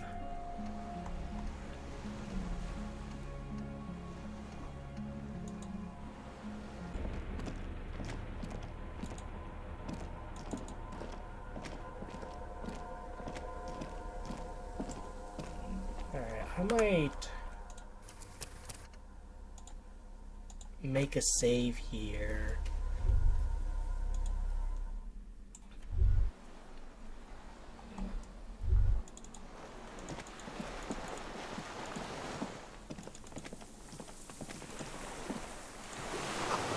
rubber dinghy. It's deflated, broken. Small white flowers blossom all around you. Maybells?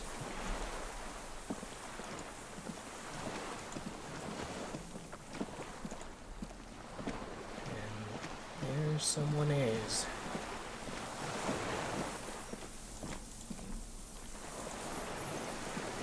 Who are you? An old man, wearing tracksuit trousers, leans on the frame stock of his rifle. He gathers a big ball of spit in his mouth, then spits it out into the extinguished fire before him. He raises his black eyes, hooded by creased eyelids, to meet yours, unclouded by cataracts. His eyesight is sharp. He's practically tearing up from spite. Hatred got the best of him a long time ago. This man hates everything. You retained your eyesight? My eyesight? Yes. Helps me see all the shit. Did you close the blast door? I did. And you opened it. How? I fueled the generator, then used the console. I should have burned that console down. How did you know I was coming? Reactionary rock and roll music. Playing on the water. Told you we shouldn't play sad FM. But you didn't say that, Kim. And it was not rock and roll, it was sad FM. Sad FM, huh? I always hated that station. Phlegmatic, counter-revolutionary dirges. Sadness is a mental illness. A weapon of the bourgeoisie. The fascists were right about rock and roll. It is degenerate. I did. Reaction. Told you we shouldn't play sad FM. It was not reactionary, it was cool. The fascists were right about rock and roll. Nice gun you got there. It's not nice. It's a piece of shit. But it gets the job done. Is that a Bell Margrave? It's a 3-Angong 446. Southeast Samaran made. Exotic. Must be defunct too. No modern rifle manufacturer of that name springs to mind. A Samaran rifle. How did you get hold of one? It was sent to us by our brothers in the Sinyao commune. Military aid. It has stayed true to him. He can still make it sing. The Sinyao commune? You heard me. It's good now. Like chalk, white from the board. He's right.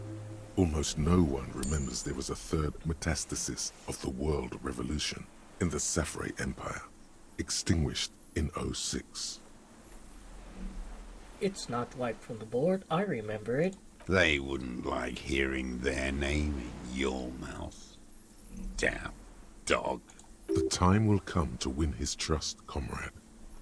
It is not now. You need to take care of the gun first. Your weapons stay true to you, mine has stayed true to me.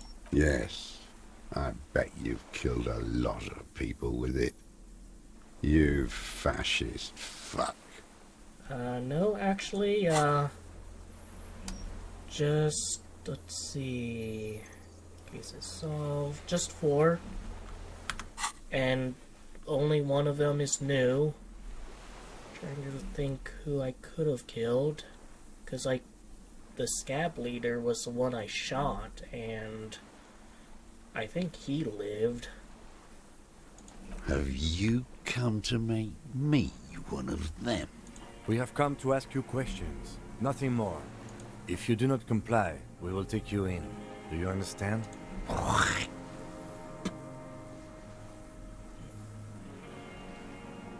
Sir, I need you to put down that gun so we can talk further. We're with the police. The lieutenant pulls his pistol from the holster. You are a glorified night watchman.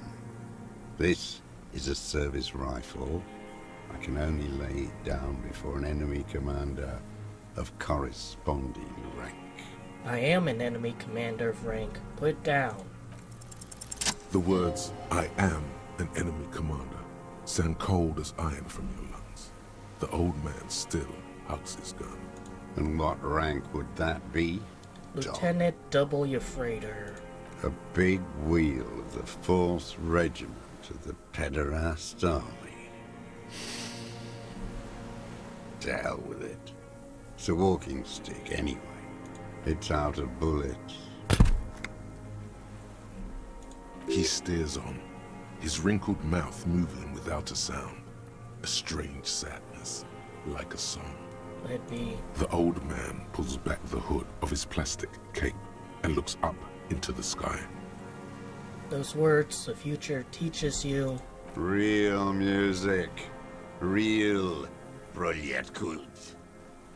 That's La Revacholière, not your rock and roll misanthropy.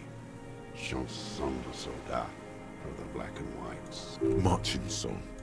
Forget about that for a moment. You need to address that remark first. I know La Revacholière. It's a marching song of the World Revolution. There you go. 1 of 3. In Grad, they sang Brave Children, favorites of history. And in Sinyao, it was...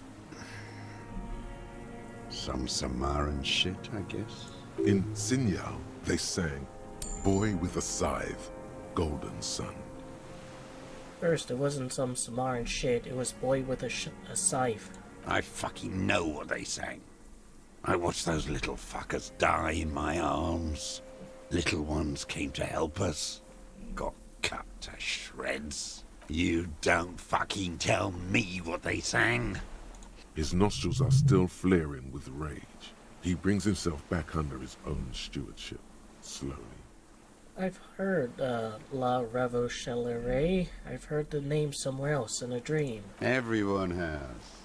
They named a fucking perfume after it. No, that's not it. I've talked to her. Talked to her? Yeah, in the church. God's shithouse. Should have taken it down like they did in Grad. Dismantled it for firewood. Makes a nice place for a dance party. How does it go, the song? How did it go? Something about shooting rabbits. I don't know. I can't remember. It doesn't matter. It's gone now. He waves erratically with his hand, annoyed that he can't remember. A little tremor passes through him. It was dear to him. He resents forgetting it. So, if I can shoot rabbits, then I can shoot fascists too. Those are the next lines. So if I can shoot rabbits, and I can shoot fascists too. What are you talking about? He doesn't recognize it. His gaze follows your motions. The rifle feels surprisingly light in your hand. Frame stopped and patched in places with tape and wire. Still warm from his parched hands. Not the metal. The metal is ice cold. This weapon has been modified several times. Inspect it closer. The rifle's in a shabby state, like a crutch that's seen too much travel. Hieroglyphs are embossed into the forearm, made of walnut. They say Triangong 4.46, Sinyao Commune, for Safre and for all mankind. Kim, I know Seray's. What does it say? For the Seray, for all mankind. That's what the little guys told us. Every day at 4 o'clock in the morning, they go on and on about their Safri, their mankind, and Mazov. Those men were commandos. They weren't shit on a stick like us. They were small and... Look at the butt of the gun. On the butt, you see Vespertine writing, burnt into the wood. Triangong, 4.46mm, made in Sinyao. It's as he said, it's a Trigon made in Sinyao. Warren, personalized even. Looks like this weapon has seen a lot of use, hasn't it, sir? No response from the old man. The plastic cape around his shoulders rustles in a small bout of wind. This uses jacketed ammunition, 4.46. Jacketed. Military-grade ammunition. Stable in flight. Good for hitting something that's very, very far away. As he speaks, he stresses every word. He's liking this. The rifle's been patched and modified several times. I wonder how old it is. The old man does not answer. He just stares in front of him. Well, probably at least since the revolution. Still the The old man keeps following your motion with his gaze. His right arm twitches suddenly. Some kind of involuntary response. Something is slightly off with his motorics. This looked very much like the murder weapon. It could be used against him to get a confession. In time. Who are you? My name is Josef Lilianovich Dross, Political Commissar of the 114th Anti-Aircraft Division of the 4th Army of the Commune of Revachol. I am a deserter, a partisan, and a prisoner of war. This is my termless surrender. The Commune of Revachol? Do you mean the ICM? You're a holdover from the... From the Insular Indian Citizens Militia, the army of the revolution. I was recruited in Jamrock in 07, trained in the École de Contrôle Orient, and consigned to emergency defense duties in 08. I left my unit on the eve of the landing. When I returned here on May 14th, the Commune had fallen. Still armed and ideologically trained, I wrote a criticism of myself and resumed partisan duties. 51 minus 8 equals 43. You've been on this island for 43 years? No. I've been on other islands, too. I was an resurrection until they turned it into a spa in 18. Then I was an E-48, a nameless sound, until the sea washed over it. Then I came back here. That was 22 years ago. You said you deserted your unit? I was just 16 years old. 15 when I volunteered. I had a lapse of faith. And of courage, too. Lapse of faith? You could say I misunderstood the historic role of the proletariat and thought Mazovian socioeconomics were fallible. For a second, I doubted the irreducible laws of historic materialism. A second is all it took. For what? For reaction to take hold. Yes, we all have a tiny bourgeoisie person in us trying to run away. He does not seemingly react to what you said. Only his right brow moves a little.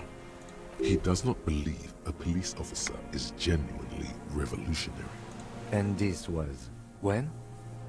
May the 13th, 08, 44 years ago. The horizon was black with coalition airships. Their petroleum rose to the sky, and it looked like it formed the clouds. Storm clouds. When they started shelling, it was dark magic. I find kind of interesting that Kim isn't taking out his notebook. So I think Kim's just as enthralled by this guy's story as I am. The combined might of international capital. All at once, all the greed and terror in the world tore into Revachol. It lifted streets from the ground and turned houses into ghosts. We were in the Flak Tower. And hell, even all these years later, you still see signs of the warfare in the ground, in the ruined structures. Huddled on the floor. The artillery was 80 kilometers away in Ozon. But I knew the commune would fall. We would all be turned into ash. So I said I was going to the map room. A terrible shame still within him. The lobes of his ears are red with it. The shame and smallness of what he became. You didn't go into the map room, did you? No. I climbed the chain link across the water and hid inland. In the bunkers there, like the weakest of the weak. A mouse, frightened at the ordnance all night, and the sound of the rotors in the morning, whirring. So, what was that? Airships. I climbed out into hell. The landing was complete. The chain was submerged. I had to swim back. The fortress was half submerged too. Shattered. They'd all drowned in the lower levels, or got torn to shreds above. The anti-aircraft gun had malfunctioned. So had I. I left them without ideological direction. It was real. I'd seen it. I'd seen it in reality. Seen what? The mask of humanity fall from capital. It has to take it off to kill everyone, everything you love.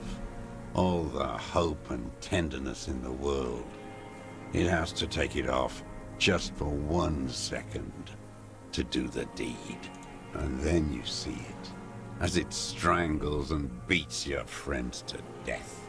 The sweetest, most courageous people in the world. You see the fear and power in its eyes. Then you know. What?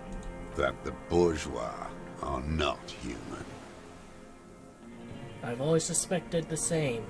Now is not the time, Lieutenant Yefreto. I'm trying to establish a rapport with Helm. I had to. I had to fight it. I could not stop anymore. His black eyes piercing your skin as he looks to some great distance behind you. What is this place, this island? It's not an island, Dwat. It's a defensive fortification of the commune of Revachol. And I am its last surviving defender. What was it used for? The congenitally deformed King Philip II built it to restrict access to the Bay of Revachol. We captured it in '02, retrofitted the fort with an AA gun to defend against an airborne landing. Against the whole world. You mean the landing, retaking of Revachol? Coalition military called it Operation Deathblow. I later found out on the radio they called it Deathblow. You're one of them. Tell me, who speaks like that? We had 50 million people on Caillou alone. Murderers. I know what you mean. You don't know. You haven't seen it. Iblis. Iblis? The black-eyed angel. Shaitan Ahura, the darkened one. How have you survived all this time? How does anyone survive? I steal. Now hold on there. What do you steal? Supplies, vegetables. I collect rainwater. It's the life of a dog, not a human being. How is your health, Mr. Dross? I've been throwing up blood since winter. Red, like beetroot. Been passing it in stool, too. He does seem frail. Good for his age. More like 75 than 65. Trouble putting on weight could mean cancer. TRCM can provide medical services. You need to be looked over. I don't think he'll accept. I need to die. You don't have medical facilities. You have guns. That's all they give you. Toy guns. How have you coped mentally? I haven't. I have holes in my brain. Years missing. Others filled with pain only. A decade of I don't even know what. Inferno? You notice the lieutenant is about to say something. I would imagine it gets tremendously difficult, mentally, to live in isolation. Traitors. It's better alone. I watch the people of this city turn the lights back on, more and more each year.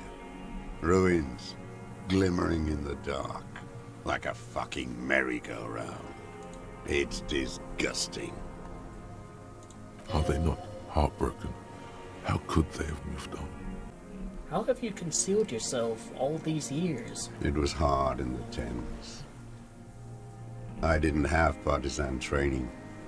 They were searching for stragglers, those bloodhounds. Floodlights on the water at night. There were posters, campaigns. We communards still hoped, and they needed to snuff that hope out. The East capitulated. Martinez and Cold City were turned to dust.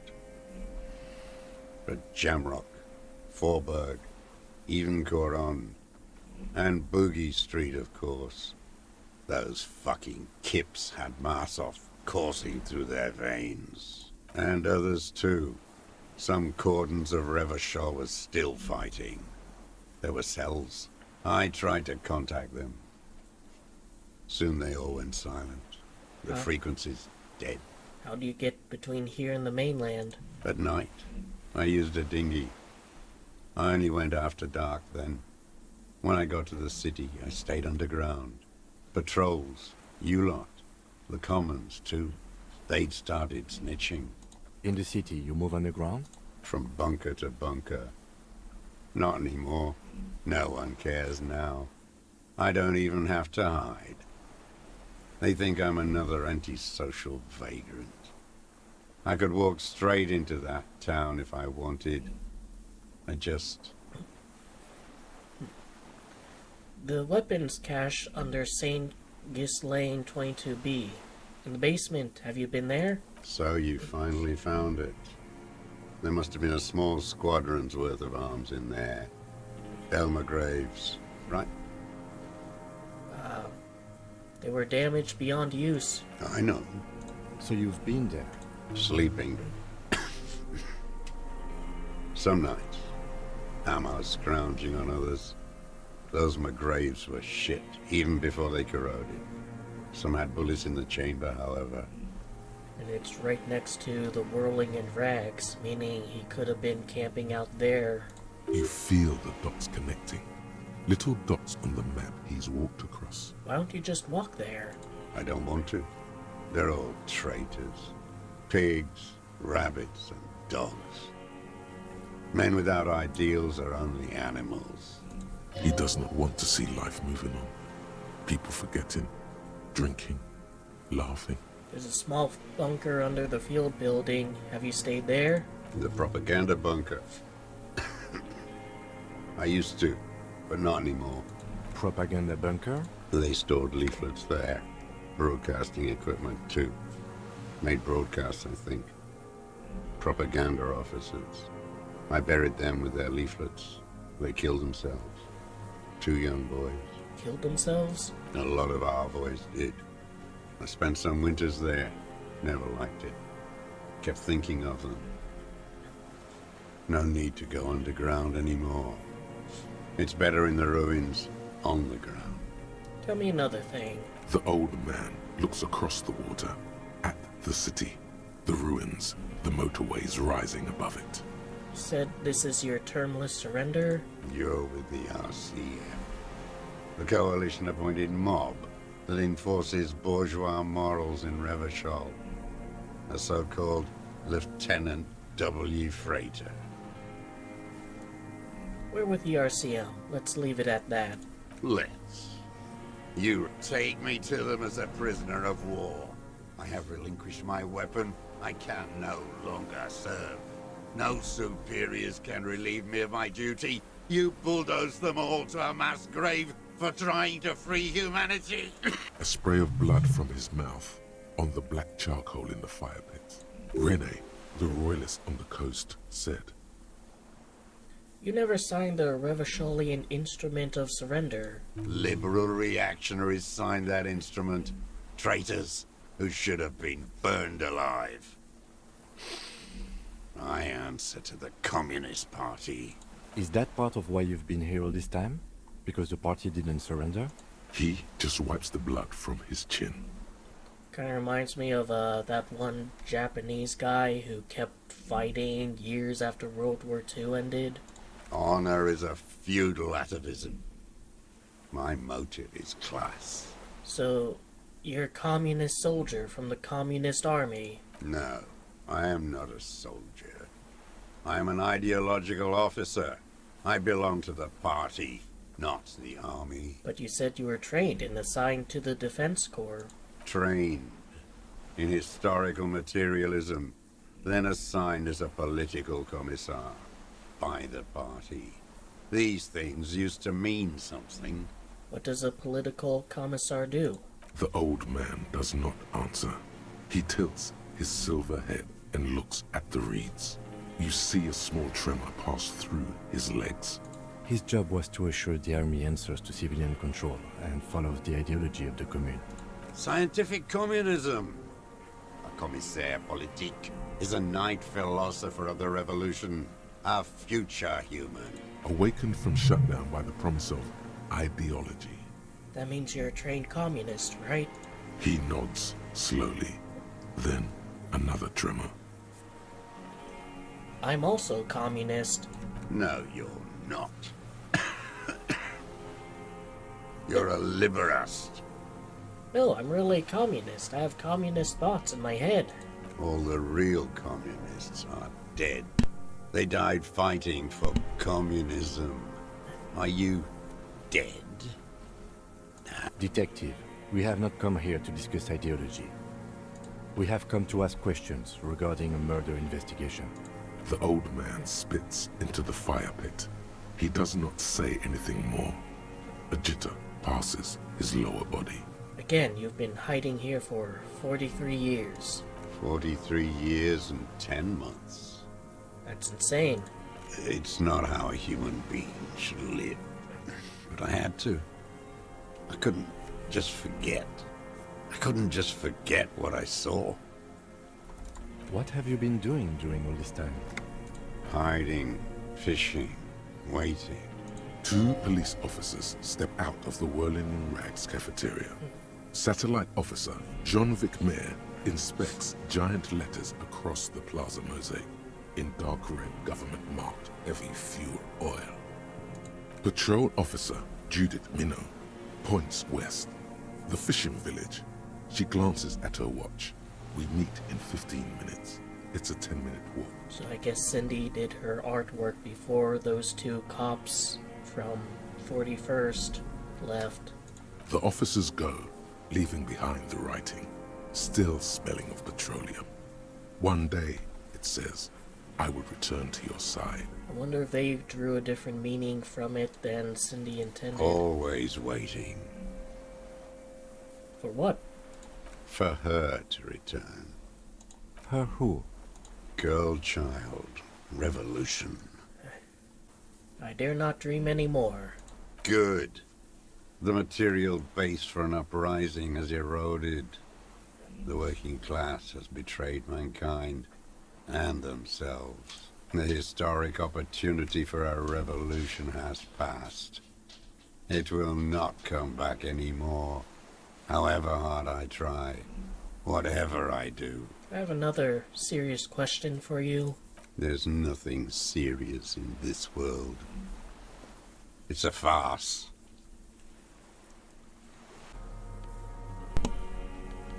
Alright. I can ask him. Minions of capital. Then I can put a point in if I fail. What strikes you about this gaunt man is not the stomach pain, or the cough, or the malnutrition. For a man who spent 44 years hidden in the urban wild. He's surprisingly okay. Indeed. He speaks fluidly. His movements are rapid, if erratic. His voice, despite the cough, is there. It is capable of expressing complicated ideas. Above all, he seems animated. Animated by what? It's a mystery. This animation comes at a cost too. Erratic hand gestures, thought processes cut off like threads, as he just stares at the logs or the reeds. He also suffers mood swings, bubbling to the surface, unconstrained by his nervous system. Dementia? You've seen demented people before.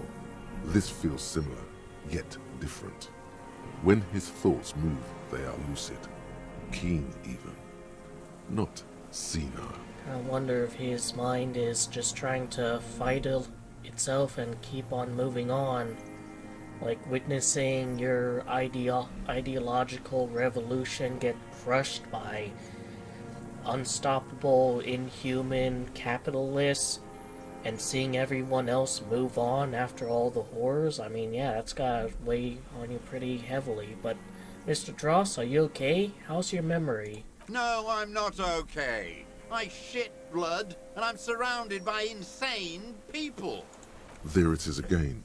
Erratic hand motions, bouts of rage, and the stomach thing too, of course. What have you been using this gun for? I've used it for killing people. Killing people? It's a gun. That's what they're for. You want a moralist euphemism? Defending your family and your property. I haven't done that.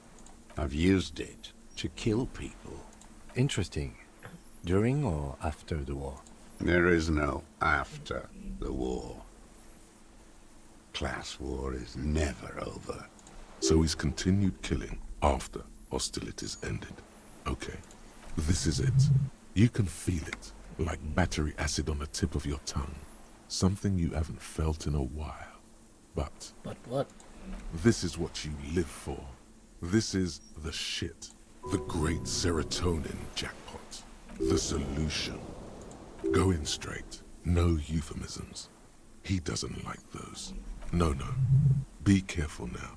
Slow and steady does it. Make him repeat it first. Don't mess this up.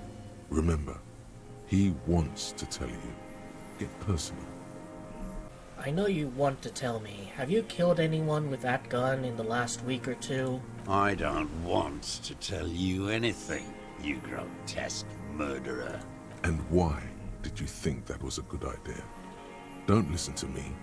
I'm wrong all the time. Did you use that gun to shoot and kill Colonel of the security contractor Krenel? The who now? He heard you. He just wants to hear you say it again. This is dramatic flair on his part. Right choice. We're in. Do it, sire. The fascist death squad who took a bullet in the mouth on the night of March 4th? Oh yes, that one. Ugly piece of work, that boy. Did you kill him? I am a son of a welder and an officer of the commune of Revachol. I do not collaborate with murderers and pederasts of the liberal regime. Exhaust him with proof. Pile it all on him. Get a confession. The gun. The murder weapon is the perfect opener. The scent of blood in the air. But what else? There was something you can't remember. Something about the tracks. Suddenly, all those tracks are so confusing. Go with something else first. I don't need your cooperation. I've got this. Not a lot of guns around that use military-grade ammunition, are there? It's a real gun. Not like your little musketeer pistols. I've seen you prance around with those. Jumping hoops for the liberals. You look like imbeciles. Why don't you ask them to give you real weapons? Going against automatic rifles with these toy guns. Of course you got those boys killed. Damn, he saw you. He's watched it happen. He would have a good view of the tribunal from here. It's not just empty boasting. So he saw you. Okay. So what? Don't let it divert you. Stop changing the subject. We have the murder weapon. You know what? You're right. I'm convinced this made the shot. Should we call it? I'm calling it. We have the murder weapon. Or dramatically ask, you think we have the murder weapon? 4.46 jacketed ammunition, modified for range. We have it. This is it. I'm calling it. We have the murder weapon. Good. This feels good, doesn't it? Tearing things up like this. When you have the murder weapon, you have the killer. Murder. This pushed him, but not enough. Just a little more. We've done the ballistics. The shot came from the island. I saw you poking around there, looking for evidence. You're damn diligent when it comes to dead fascies. Did you like the view? Well, we're also diligent when it comes to dead working-class husbands. You had direct visibility. There are embrasures in the concrete, specifically meant for a top follower to use. And you had a long-range rifle in your possession. You've been here a long time, Mr. Druss. Too long. You clearly need medical aid. I'm ready to die. I've done my part. He's practically admitting to it. Dead fascists for fascists. Done his part. Just one thing remains unclear. The rifle does not seem to have a scope. One thing, where's the scope? How did you make the shot without a scope? We have everything else. Forget about your stupid fucking scope.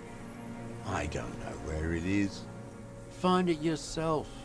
It's your problem now. He lost it. He just doesn't know where it is. You said, forget it. Push on. You said fascists, you're admitting you killed him? You're sad for your fascia brother, aren't you? One twig got broken. Now the others are sad. Almost. He almost burst out there. Keep piling arguments. Anything. Come on, what am I forgetting? Wait, here it comes. The goddamn Maybells. The dried Maybells on Clausia's roof. Oh yes. There were Maybells in the grass when you got here. They're revolutionary symbols from the war. Wait, don't forget the footprints. The diagonal prints in the dust in the secret space behind Clausia's bedroom. Now, they're gonna come up. Of course, thank you, Ed. Thank you. You got it. Remember, the boot prints were like no modern soul. Wonder what brand of boots you're wearing. Everything is brands with you individualists. Who cares what brand my shoes are? Sansa. Some shit. Show me the soles, please, Mr. Druss. Fucking imbecile. The maker is called Sensory. You see their V-shaped logo, but can't make out the size. These are not the unusual horizontal patterned soles you saw in the dust on the floor of the hidden room. They do, however, seem to be about the same size. The size fits, but not the sole. Let's go, gamers. Sire, he doesn't have to be wearing them right now. People change shoes. It doesn't mean you weren't there, near the room the victim died in, sneaking around. Racking those brains, are you? Desperate to report something back to your masters? They must have really loved that dead fuck. The lieutenant gives you a quick sideways glance and nods to acknowledge. The prints were his. You can see it in those eyes. He can't keep them from flickering, looking for something. The old man stares at his own prints in the ash around the fire. Silent suddenly, some strange process within him. A gush of wind. Seagulls in the distance. You've almost got him. Just a last little push. There were Maybells behind the victim's window. Damn Maybells. The whole island is turning white with them. He seems tender suddenly. Nostalgic even. A strange mood swing. So many this year, too? The spring is coming. No, it's already here. Wash the filth away. I haven't seen these flowers anywhere else in Martinaise, only here. They blossom on the islets before. We fertilized them with our blood. Resurrection was snow white in May, before they ruined it. The coast, too, before they piled their containers on top of it, filled with broken, useless trash for fat-fingered bourgeois children to play with. You must get around a lot to stay undetected all these years. Do you know any secret paths? Pinball workshops? I may. A young woman called Place. Ring any bells? These dried flowers were behind her window. Classier. Yeah, Classier. He knows her.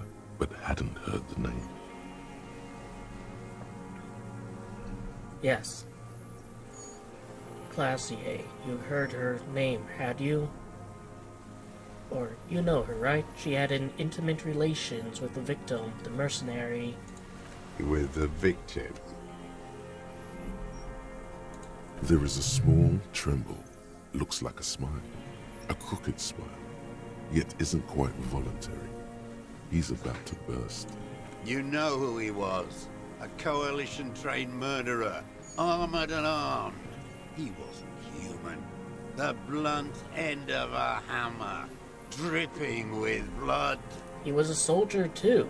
He was a man. Beating us to the ground. Moaning with joy. You hounds get so thorough when a company-trained killer dies. I haven't seen you on this coast for 40 years. You know, maybe I should have killed one sooner. Well, we wouldn't have come unless, like, Kuno, pelted his body with stones. You also need that to happen in order for their lover to call the RCM. Otherwise, we would not be here. Got your attention.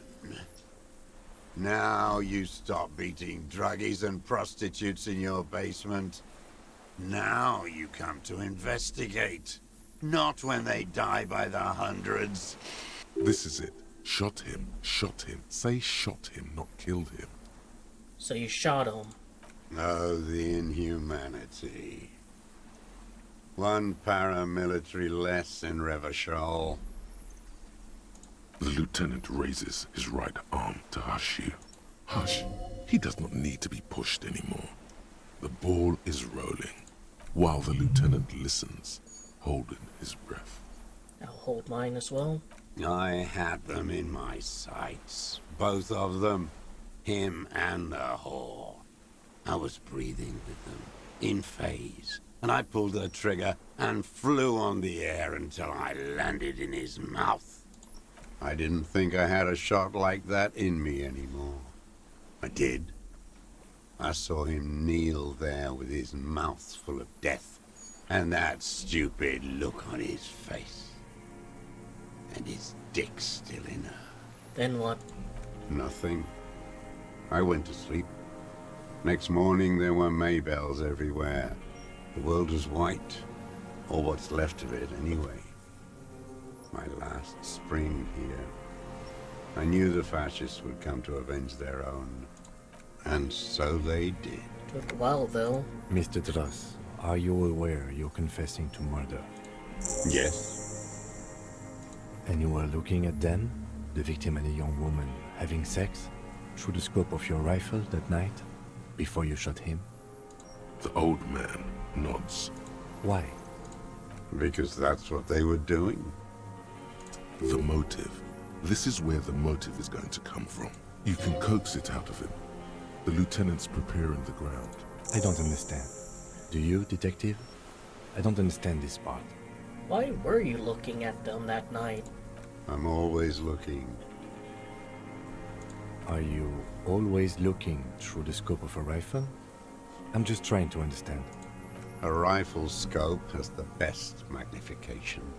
And if you don't like it? Click. You pull the trigger. Yes. Think of it as a form of critique. He will not stop now. These dialectical materialist types never do. Exploit it. You got him going. Connect every little piece now. Wrap this up like a gift. Been looking at anything else you haven't liked? A tragic comedy. Druggies, prostitutes, and rentiers. A strange little engine seems to fire up in him again. It straightens his back. The familiar put, put, put of hatred. More specifically? Specifically, the whole city is a charnel house. Stripped clean and draped in neon.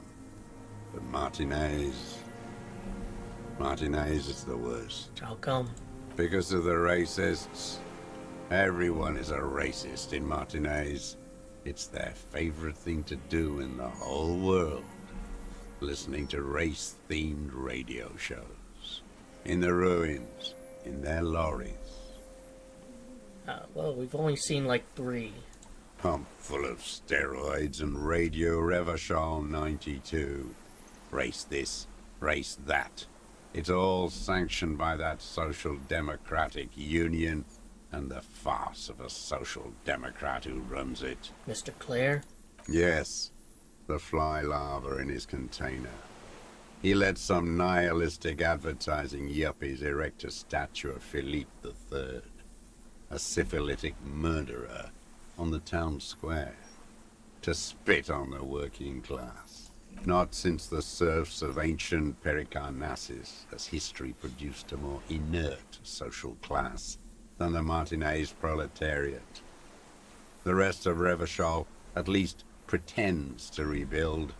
These people still live in ruins. In tents, like animals. Like those boom-boom morons on the ice. A pity they didn't drown in that tent of theirs. That's all? The worst of them is the blood-drenched Sucrion on her yacht, licking her lips. The old whore's gone now. Her gun-toting porcelain men are dead. So, actually, no. The worst is that old cop parading around in his uniform, throwing balls all day. It's not enough that the racists and liberals are dancing on our graves. The old loyalist ghouls still parade the ruins too. Well, he's dead as well. Every morning he's there, while the parasites he fought to protect are off in Ozon, or Koyamoran, or some other island they built their palaces on, feeding on drugs and having sex with their own children. That's all the rich really want. Sex with their own children. Throughout history, even the royal bloodline of the suzerain, it's all just an excuse for them to have sordid sex. At least that old cunt, Frisell, now dead. I have some questions about this. We did good when we pushed him under the horse car. Until, in the 30s, those disco whores. The disco whores are too much. Hatred shuts down his brain's language center, leaving only a nonsensical sputter. There was something about a statue and nihilistic advertising agency people. Might be worth investigating. Something about the statue on the roundabout and syphilis? Syphilis is a disease Philippe III contracted in a whorehouse. The statue is an abomination. An abomination? The bacteria entered his brain and made him squander trillions on sparkling wine, cocainum, and monuments of himself.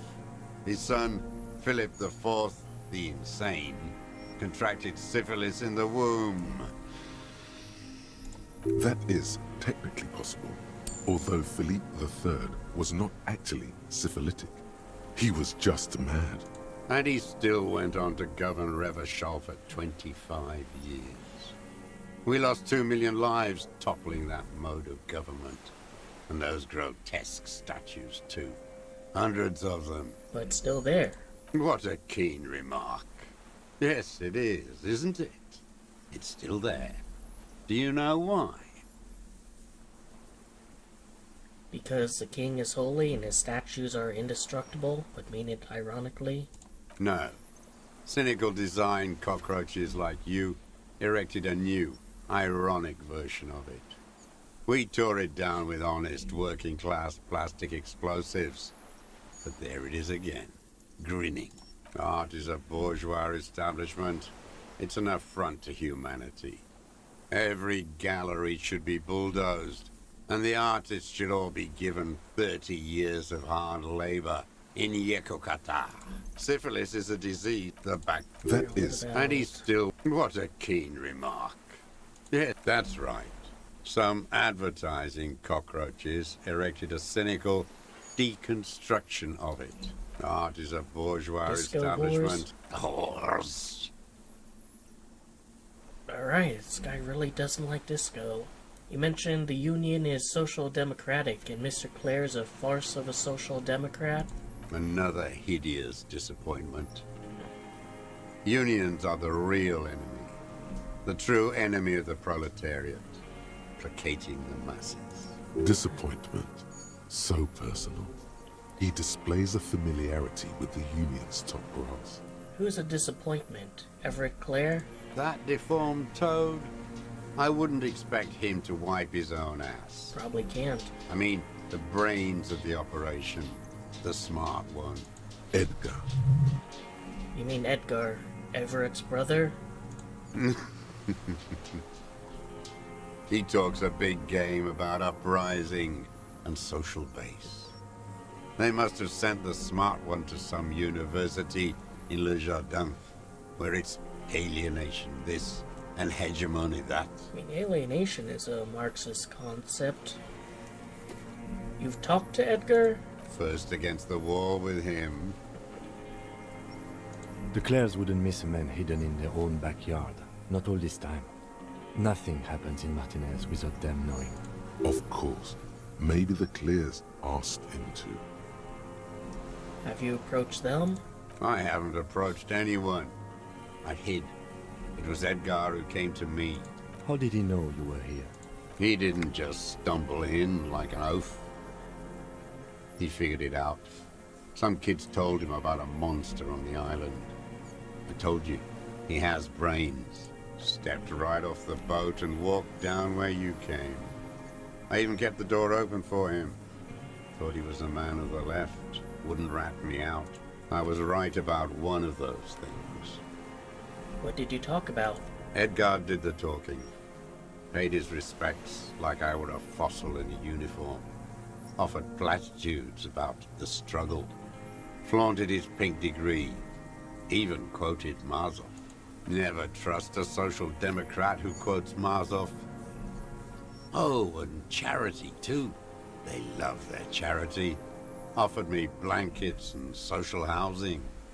I still have the gas cooker he brought. When was this? 20 years ago. Neither of them could walk now, could they? They were less fat then. That's around the time the Clares came to power. And he let you be here? Let me be here? The ZOC is an unlawful successor of the Commune of Revachol. We took this fortification from the Loyalists. Even the Clares understand this. They let him be here. Understanding was a courtesy. But why such a courtesy? Mr. Dross, did you kill the Krenel mercenary for the Clares to incite a riot? I'm not doing anything for that swine again. Again? What have you done for Edgar before? Tried teaching him some Marzovian socioeconomics. They didn't stick. We parted ways. Okay, he didn't do the hanged man for them. But he's insinuating something. Alright. The connection comes to you like a splash of cold water. Dark, cold water. 20 years ago, when you met Edgar, the Clares didn't run the Union yet, did they? He acknowledges it. Here we go. A twist behind the dark bend. Who did? That bourgeois cow. Tiffin Holly was her name. Licked the rich man's hand every time he came to town. Never seen a labor leader so hot on mutual cooperation. Is that the person Joyce was talking about earlier? And money. She liked that too. That Holly was a real bridge builder and a deal maker. And then she just disappeared? Called in, they say. On the eve of battle. Ran away. Vanished like a piss stain. No, that's not quite it, is it? Did she?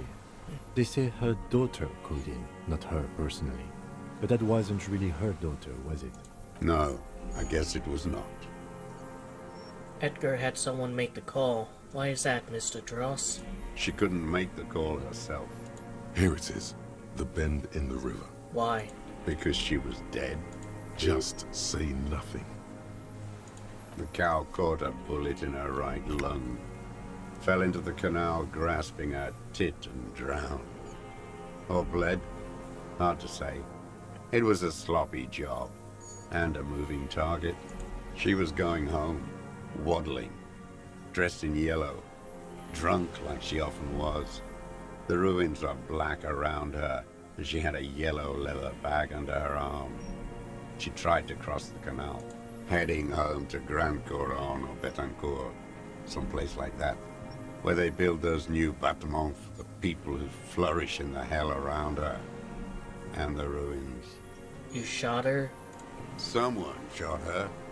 Or maybe the cow just fell. My memory is full of holes. All I know is nothing changed. Not in the material base, not in the hegemony. There was no uprising. Just words. The Union fizzled, sogged. Nothing came of it. Nothing. Edgar didn't keep his part of the deal. If you were to testify to this, give the RCM something on Edgar, you could walk. We would strike everything you've done and process you as a POW. You were in a war. You were on assignment. We could even extradite you to the Samaran People's Republic. A degenerate worker state. Go shit. No, thank you. I'm Revacholian. My days are short. I will rot away here, in a moral intern cell. I will not testify to anything. But you did do it. I saw it happen, and I liked it. That's all I have to say. I didn't live and fight for 40 years to end up as a collaborationist. I've heard it on Channel 8, 40 AM, Radio Revachol, late night. Everyone is a blobber in this world. Everyone betrays everyone. They're all already locked up for betrayal. The same old freezing hatred. There is plenty here to work with once he's in custody, and the lieutenant knows it. He gives you a little nod to proceed. By the cock parading in his colorful uniform, you mean Rene? Every fucking morning for 34 years. Throwing that ball. One ball against the other. I've always loathed that game. That is not a working class game. I don't care what they say on Radio June. Royalist ghouls played like it was life itself. Click, clack across the water each day. And that uniform, like a parrot plumage. I won't even mention that he's a traitor to his race. A petanque maniac race traitor. I remember him. I remember him from La Noce. Not him personally, his make and model. There were tens of thousands of them. I thought we took them all out before the liberals came to their rescue. We missed one, that one. Fat and plump, like a pheasant, just begging to be popped off. You'd like to kill him? Please, Mr. Dross, shoot me. Not yet. I like to look at him strut around, place the crosshair on his medals, right on his face, and just fiddle the trigger. Think about it. Let the bonbon melt in my mouth. Save the treat for later? He is a juicy bonbon, that one. A real treat for the black day. The blackest. When I put that gun in my own mouth, I think, no, don't waste it. Put this lead in that cock, Rene. For the boys he killed. And then I look at him throw those balls, and I suddenly feel better. I even hid one bullet, so I'd always have one for him. Haven't seen him around lately, strutting around. Must be down with arthritis. I hope it hurts like hell. I hope he sweats blood. Hearing it may destabilize him. You sure you've gotten everything from him? Rene is dead. He died of old age a couple days ago. No. Yes. I waited too long. I waited too long and now he's dead? I'm sorry, Mr. Dross. I understand you knew him for a long time. They're all dead now. Fuck it. Well, Eugene's still alive. If he really wanted to kill him so bad, he would have done. There must have been 1,000 black days on these islands. His health ailing. You've had 1,000 chances to kill him. And I blew them all. You cared about him? What does it matter now? He's gone. Ancient dust. All human beings care about each other. I cared for seeing his head explode. Now, God damn this world. Are you okay, Mr. Dross, to go on? You think I haven't seen people die? It's all I've seen them do. Fuck and die. All the other plans we had. To love. To colonize the Pale. It's all fucked. Can you tell me about the Pale, please? He's not okay. This is just another black day in a row of black days. Something strange is keeping him together, making him endure. I'm glad we talked about this. Now... Glad we talked about what? What specifically did you not like about what you saw the night of the murder? Them. Fucking. I didn't like that. You were jealous? Jealousy is a reactionary concept. I didn't like the Reaver enjoying himself. Drugged out, soothed in the arms of a young woman. I wanted him to die so he could not enjoy life anymore. And I wanted to see his head explode. That too. She should know better than to hold a child murderer between her thighs. I knew he'd be there for one more second. Writhing. That's all it takes for the bullet to reach his head. Now that I think of it, I wasn't aiming for his mouth. I wanted his brains to spill out on her. But you can't have everything. This man has seen past her, like you did.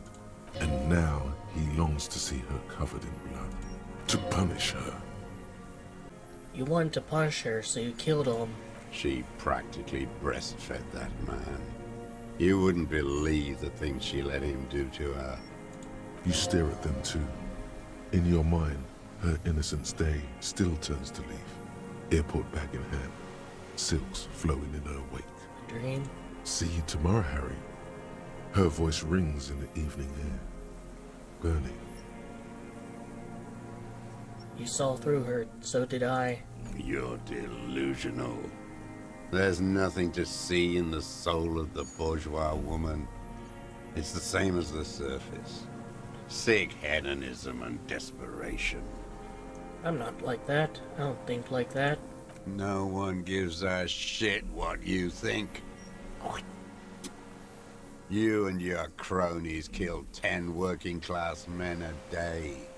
I've heard the statistics on Channel 8. How long have you been watching her? Since she came to Martinez. I saw her sneaking in the reeds early in the morning, behind the Fell building. It was dark, still winter. She didn't have her skimpy outfit on then. Just a spot in the night, moving. You have her passport, don't you? Past the Fell building on the coast? Hiding something in the water. She had a fag after she'd done it. I was up in the ruins there. She couldn't see me, but I could see her, smoking. She was nervous, but not scared. What do you think she hid there? Her passport and tickets to Villiers. And from there to Cachet Brut. In the free state of Seminine, hidden away at the edge of the earth, near the Pale. I thought the place we were on is called Elysium. What's this hidden buoy she told us about? You looked into it? After she was gone. Did you keep what was in it? When we found the submersible, it was empty. No. Why would I do that? I didn't need tickets to Villiers. I'd put them back. If I wanted to extort someone, I'd do better. This implies that he's thought about extorting her. Also, a little inconsistency here. He was surprised to hear her name Clausia before. Would he not have seen it on the documents? You saw her name on the passport, but before, when I said her name Clausier, you didn't seem to recognize it. You didn't say Clausia in there. What did it say her name was in the passport? It was something. I don't remember. It was dark that morning. I only remember her face on the photo. Are you sure? We checked the submersible. There was nothing there. Why would I need that trash? I'm not going to Villiers. A strange confusion comes over him from time to time. Some kind of aberration of the nervous system. Moving on, did you continue watching her after this? I did. She had a face like an archipelago, with those birthmarks. And a body hard and lean and bruised all over. Black and yellow. I could see she's taken a beating. I could see who she was, too. A spook. On the run. Revachol's the cloaca of capital now. All the bagmen and arms dealers end up here to do drugs and have sex like animals. You could tell she was a spook from the documents? She had different color hair on the photo, and glasses. Forged. Some sordid bourgeois affair. I've heard about this kind of thing on the radio. You seem to be really trusting of what you hear on the radio, even though the stations are also probably bourgeoisie owned and operated. He's setting it up for you. The bruises. You can't make that out in a scope. And you could see her bruises through a scope of a rifle? You can't see bruises through a scope. It's just a blur. It quickly comes to you. The bruises on her body. Any chance you've seen them through a hole in the wall? Oh, yes. Cutting those drugs of hers into little lines with a knife. Masturbating. Did you make that hole? With a clip point knife. Ever see her through a window on a roof? Like that, too. Yes. Bending like a bow against the glass. You've been through the secret route behind the whirling in rags. Those were your footprints there. You just changed your shoes.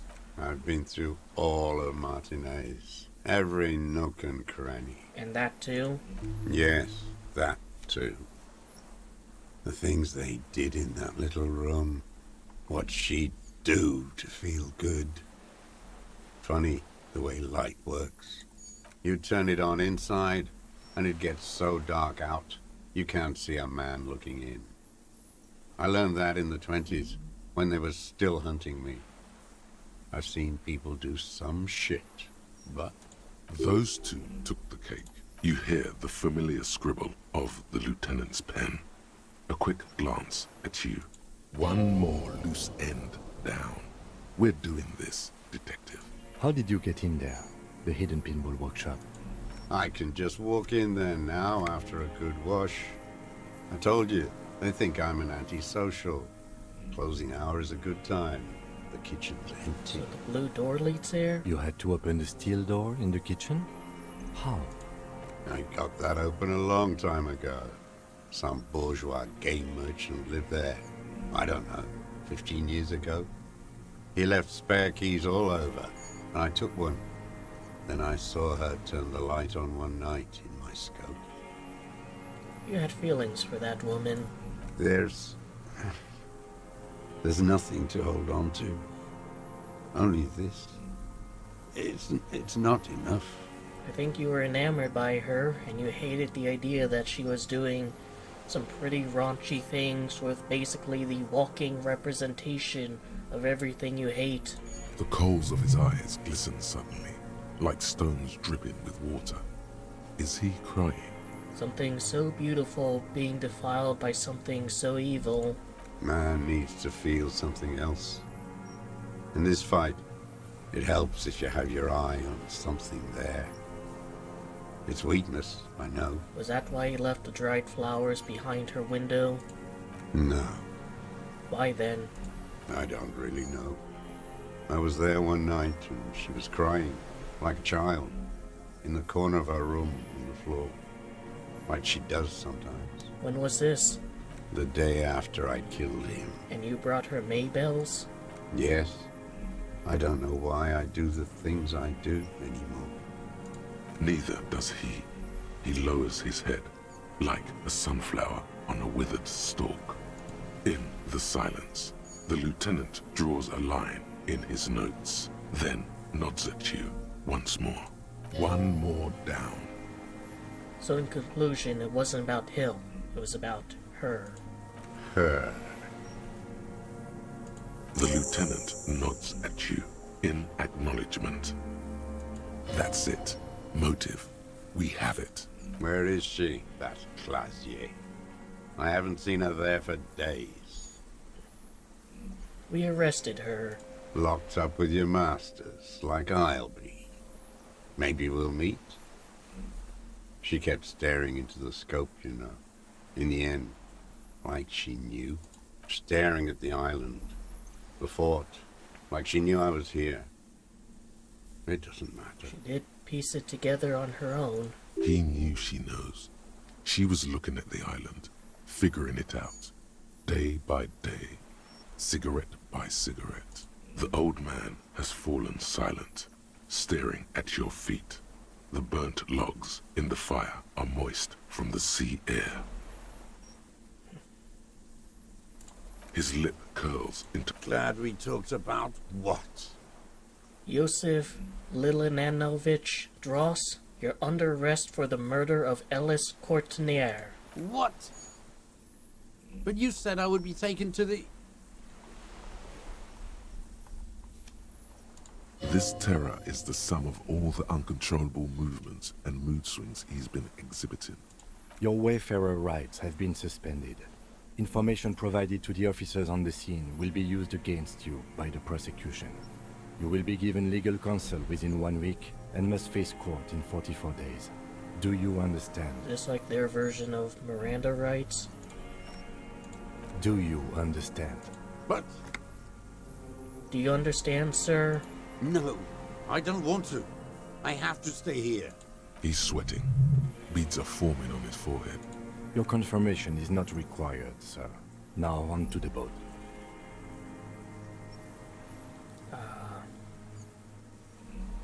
I can try it. You thought you heard something. Maybe we could all fit in there. First aid, does it have room for 3? Not really. We could escort him to the pier, then either one of us can take him inland while the other stays here, but... But then, who watches him while you're coming back here? Who watches him while I come back for you? You come back for me? How about I go and send a boat back for you? What is this farce? Is this a... Lillian. You could ask her, maybe. Maybe I can just ask the net picker to watch him? This is no harmless old man. This fucking world. This world. What is this? No, listen. Listen now. I could come back for you once I've taken him to... Or you could come back for me once you've taken him to your precinct. No, it would take a whole day on this island. You go and transport the prisoner. I'll be here. I can escort him to the pier with you. Alright, no need to be polite. I'll do it. This world? What are you talking about? Is this... us? The wind is cold from the east. A delicate tangle of arms and legs unfolds from the reeds, limb by limb, to then just stand there, moving its scythe-like arms in ghostly silence.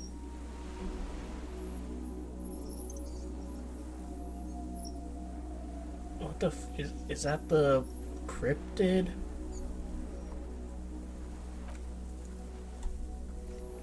Well, that's extremely out of fucking pocket. What is that? What are you talking about? The giant stick insect? There's nothing there. The stick insect is over 3 meters tall. It looks straight at you with its tiny pinprick eyes and its grotesquely small head.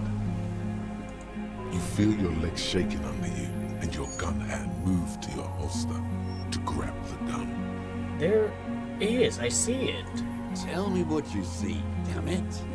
I can't make out one small thing in the reeds. Kim, can you see it? I can see it. 4 simple words, thank God. If you can see, then you're not insane. And he's the one who was pretty damn sure it didn't exist. What that means, it's really there, spinning slowly, in absolute silence. Its limbs long and slender. Be very, very careful.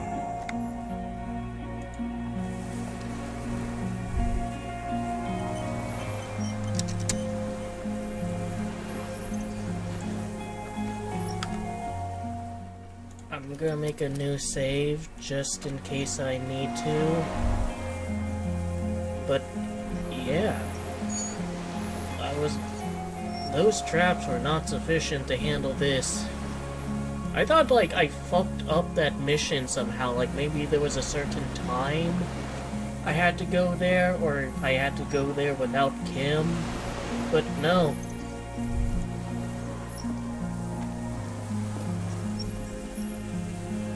The creature stands on long stilt-like legs, antennae hanging from its head like a woman's hair, white and curled at the tips.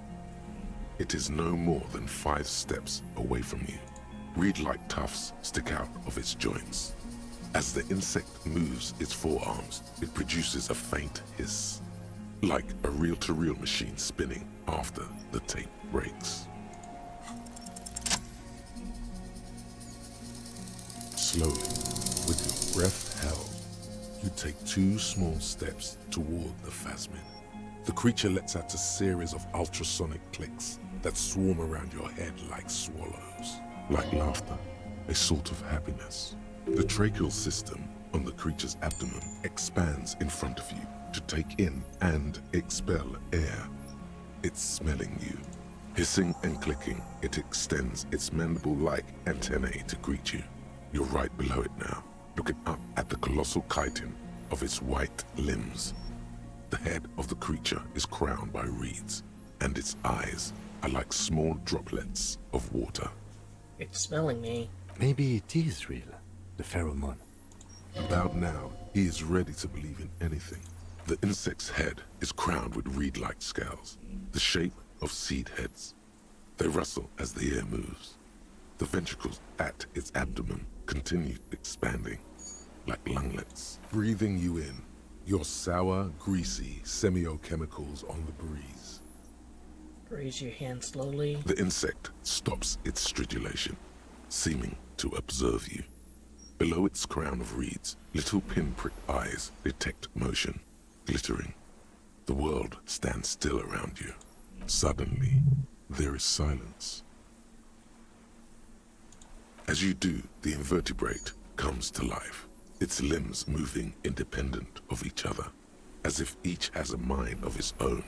They are white, like stalks of porcelain, knitting above you, praying to you. I sure hope this guy isn't like booking it while we're looking at this thing. That's right, pray. Unwittingly, the insect continues its stridulations. As it moves, tuft-like structures still pretending to be plants rustle along on its joints. Perhaps it is preparing to eat its god. Hello, I'm Harry. I don't really know who I am. No reply. A total ancient silence comes from its mouth, along with what appears to be some kind of foam. The stridulations of its limbs continue all around you. The invertebrate stops, raising its scythe-like arms and tilting its tiny head, formed from the fused plates around its mouth. For a second, the effigy is frozen. Then it nudges back into motion with a click. What are you doing? I exist. I exist too. Tell me what it's like for you. Fire. Burning. Fire? Where?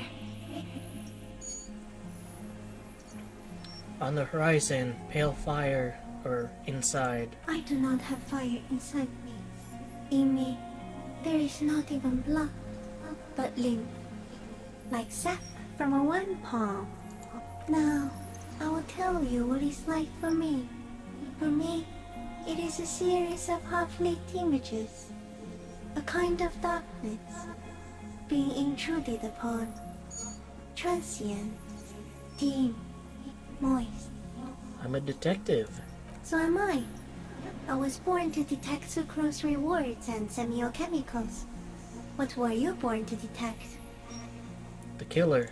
He's in a bad state, deteriorating fast now. He thinks I am beneficial to him, but I am not. I only quicken his deterioration. You're destroying him? Very slowly, and only because he won't go away.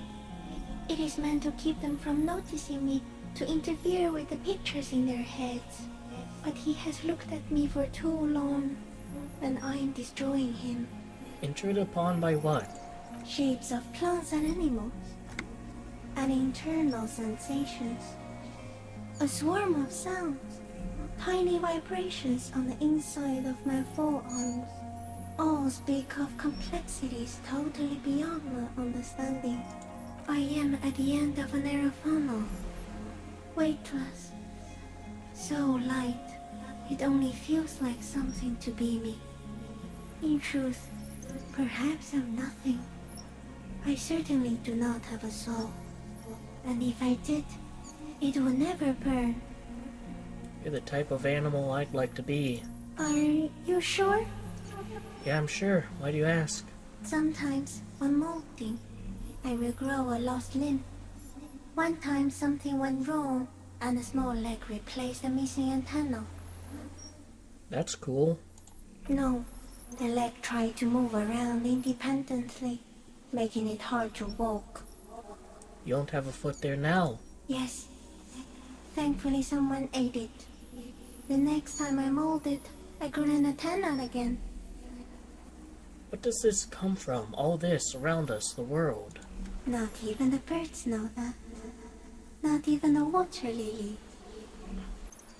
We need to know. Perhaps it's sent to us by a god? I think we should eat it.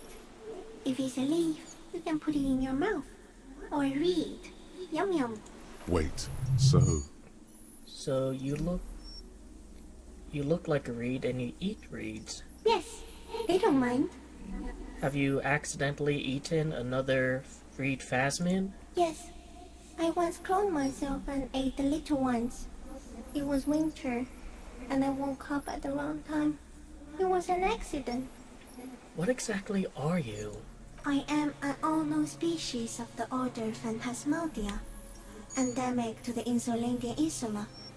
For the last 350 years, I have hidden in plain sight, masquerading as the reeds, molting, cloning myself, unfolding at night to play with trash bins and boys. I went unnoticed by the first settlers and the land surveyors of the suzerain. Also, by the soldiers of the revolution and the officials of the occupation. Even the Seminese islanders who came here first, but did not stay, have not seen me. And the 4,000-year-old Ceresolithic civilization buried so deep in the sediment that you do not even know it is there. They too did not see me. I have stayed hidden through 4 forms of government and 2 scientific revolutions. 3, if you count stone tools, until I was accidentally discovered by a detective of the citizens' militia in Revershaw, district of Martinez, March 51. I kinda did a poor job staying out of sight there. Was there an ancient Cereolithic civilization? Yes, with stone tools and silk, they too missed me. Although I had not developed the mutation needed for parthenogenesis yet, and scoured the Neolithic hinterland as distinct individuals, not clones. Are you a miracle? No. You are the miracle. How? The moral of our encounter is, I am a relatively median life form, while you are extreme, all-engulfing madness. A volatile simian nervous system, ominously new to the planet. The Pale too came with you. No one remembers it before you. The Nidarians do not. The radially symmetrics do not. There is an almost unanimous agreement between the birds and the plants that you are going to destroy us all. What is the Pale? It is a nervous shadow cast into the world by you, eating away at reality. A great, unnatural territory.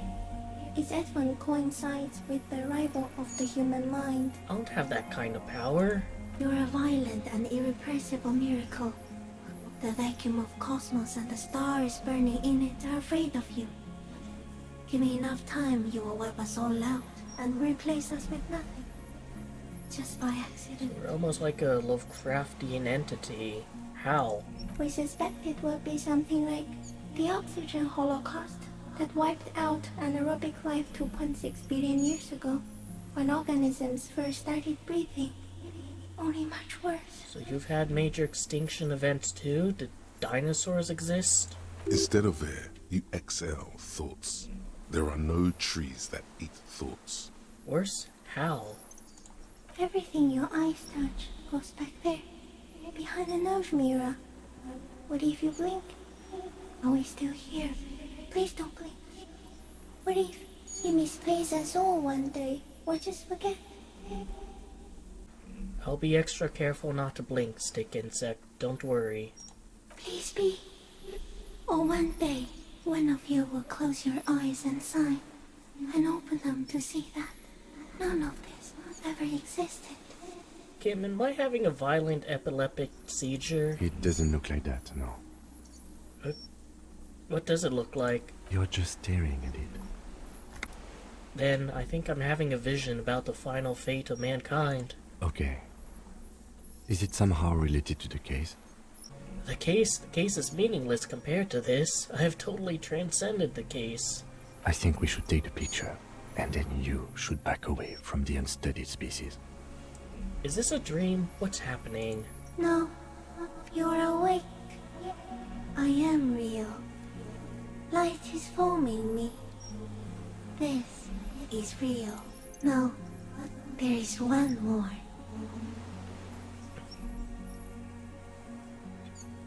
Of all the creatures I've met, you're the most beautiful. Thank you. I also have one more thing to say to you. That woman, turn from the ruin. Turn and go forward. Do it for the working class. I will. She was middle class. It doesn't take a 3-meter stick insect to tell you that. Alright, Kim, take the picture. Okay. There is no change in the insect's motion while it's being aimed by the camera. It remains fixated on you. In 3. If it moves, you jump back. I'll shoot. The shrill flash of the camera cuts the air like the blade of a sword. The phasmid freezes in its bright light. Head turned toward the lieutenant, hypnotized by the flash. It stands frozen before you. There's me in my police uniform reaching out to it. Even gives a sense of the scale of the thing. I got it.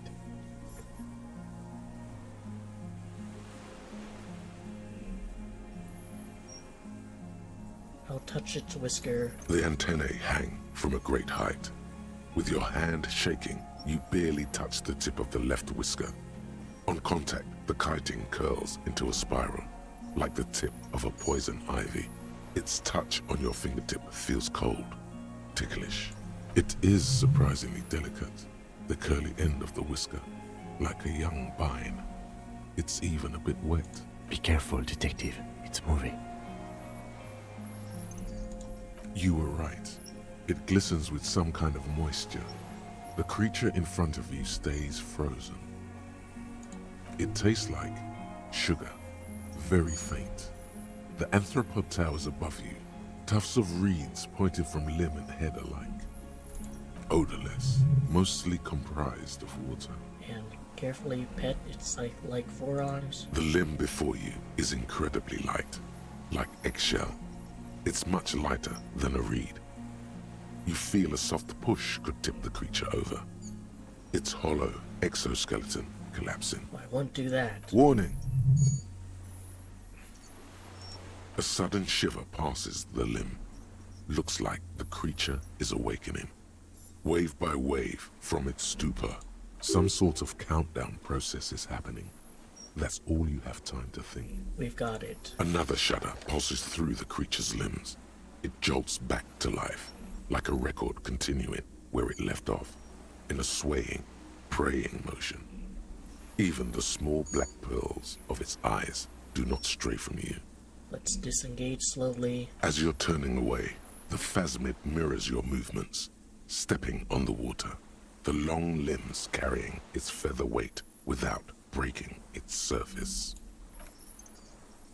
I'm glad you're still there.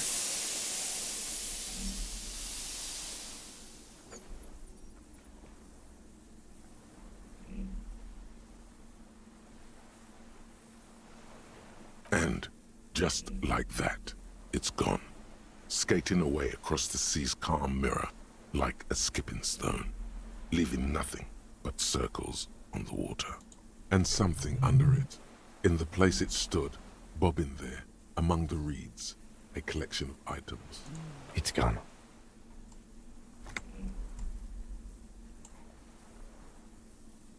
What's that in the reeds? Looks like a nest of some sort. We should have a look. What now? What now? In some kind of strange, semi-catatonic state. Our suspect is not looking so good. We need to check on him.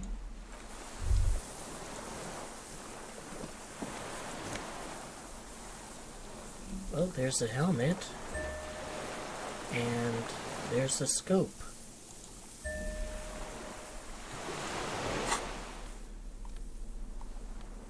Well, I got 2 of the suit parts. Common 30mm sniper scope, attachable to almost any bolt action 4.46 caliber. Seaweed is still stuck on lens. It suffered water damage from its time in the phasmid story. So that is probably like the scope he used. This monstrous looking bug-eyed ceramic helmet was in the phasmid's nest. It still had some reeds sticking out of it and smells of seawater, but it's otherwise wearable, if not exactly comfortable. Putting it on feels scary somehow. And gives me half-life, or half-light. And there's a passport.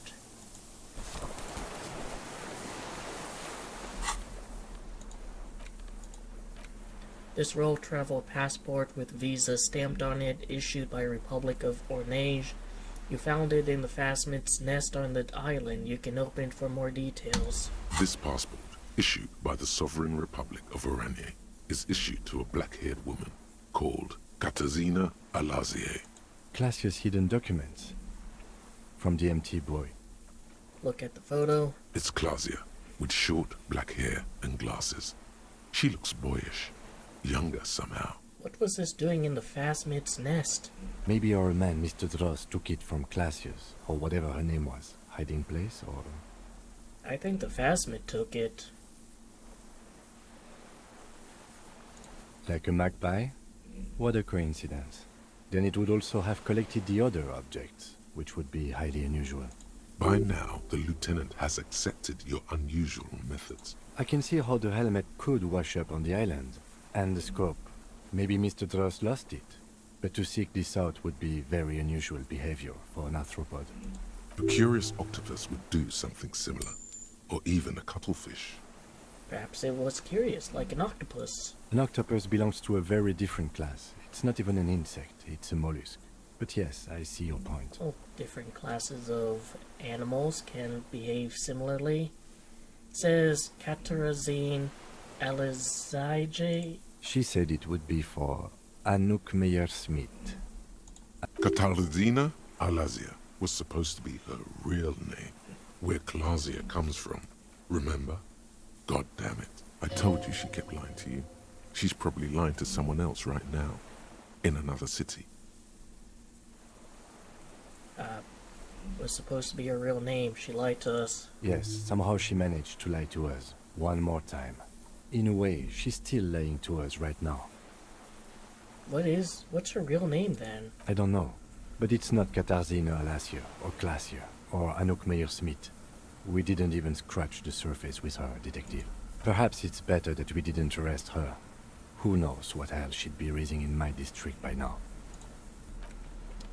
There's so many skill points. Go put one here, here, here, here.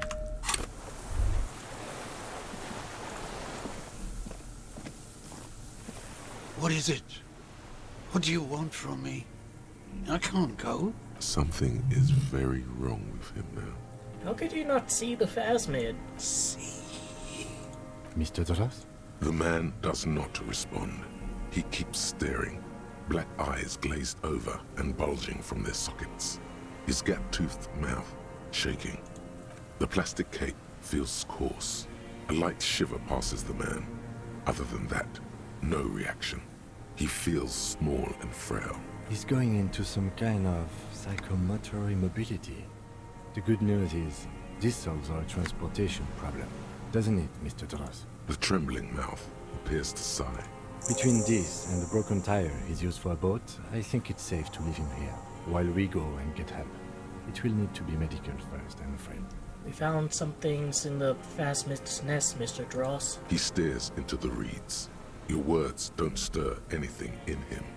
Perhaps you should. Show him the detached scope. I lost. You lost it, Mr. Dross.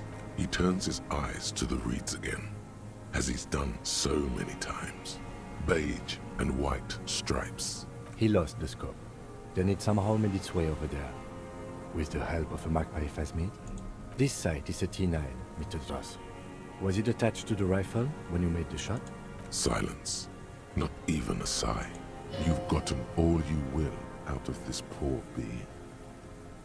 And the helmet? Nothing. Just dull staring. Not even rage left, wherever he is. If Kuno kicked it into the sea, as he said he did, the ebb would put it back here. This makes sense. Mr. Dross could have picked it up. Or the phasmid even. If it did, this is incredible. And the passport? No reaction. His breathing is slow, and he appears very old all of a sudden. Around 80. This is an old man, at last. No longer a tin soldier, but the broken down remains of a man. Did you take this passport and other papers from a boy on the coast? The spirit. He hears us. The spirit? No reply. He's gone again. Try something else? We got him back for a moment. The plastic cape flaps around his face in a gust of wind. His back is slouched and his mouth open. What has happened to this man? Old age and shock. I think it's a phasmid. Yes, the arrest and the appearance of the phasmid, the combined stress. But you think it's something more than that, don't you? Well, the phasmid did admit that it's killing him. There's much more. Remember what it said when it spoke? Quite a few things about that health check you did on him make sense now. Before, when I evaluated his state, he seemed strangely animated. He was energetic and articulate. After all these years alone, with little hygiene or medication, I would expect worse. Perhaps this animation is induced by something in the phasmid? It does not seem to be animated now it's left. Honestly, I'm ready to believe anything at this point. Maybe it is psychoactive. I mean, why not? It's 3 meters tall. Could there be something hormonal about in his relationship with the phasmid? You mean pheromonal? He seemed a little off for a man his age. Randy. The scope? Knowing of her bruises? His disposition toward Miss Orania? I see what you mean. I talked to the phasmid. It said it's destroying him. You should be more careful, detective. Are you sure it wasn't having an effect on you? No way. I was only talking to it. Are you sure? You were looking at it for a long time. Almost as if you were hypnotized. Were you hypnotized? Maybe. Anyways, it's only trying to remain unseen. The degradation of its side effect. A valid hunch. Long-term exposure to something like that could be neurodegenerative. Also, please be careful when approaching unknown species in the future, Detective. He couldn't see it, Kim. Just the reads for him. That could be part of the shock. But you're right, something is off here. No response. Maybe this is how the Phasma stayed hidden all these years. Then how did we see it? Oh, you mean, whatever does this, does it over time? Teenagers, kids, drunks, sightings are brief, and hence not credible. But anyone who spends a long time with it. Yes, you forget it's there. Mm-hmm. Mr. Dross, have you ever seen a stick insect pretending to be the reeds? The doctors will have to look at this. I hope your station has better medical personnel than 57. This is a little advanced for a nurse. Well, considering that my station and precedent is, the tough one, I'd imagine it would. He's been here for a long time. Who knows how much of it's in his company. He did seem distressed when it finally came to arresting him. Like he didn't want to leave this place, and the insect maybe. I have absolutely forgotten to take notes. I hope I remember all of this.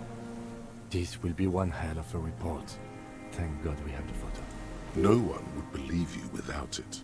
Hang tight. We should think about getting back to the mainland. To get help. He'll be safe here. If we don't take too long.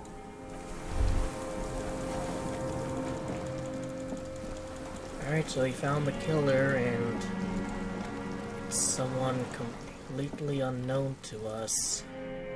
Like, we've never seen this guy before. And no one else has seen this guy before.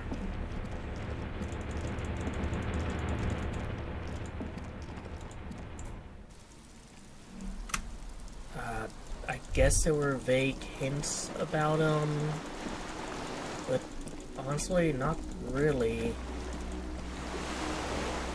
The skiff is swaying on the... Let's. We are done here. The skiff rocks gently under your weight as you get in. The ride back is uneventful and quiet, but for the sound of conversation on the water, there is someone inland waiting for you. Two men and a woman stand on the concrete square of a nameless village, looking at a small yellow boat as it draws closer. The sea is calm. You reach the jetty and climb out of the skiff.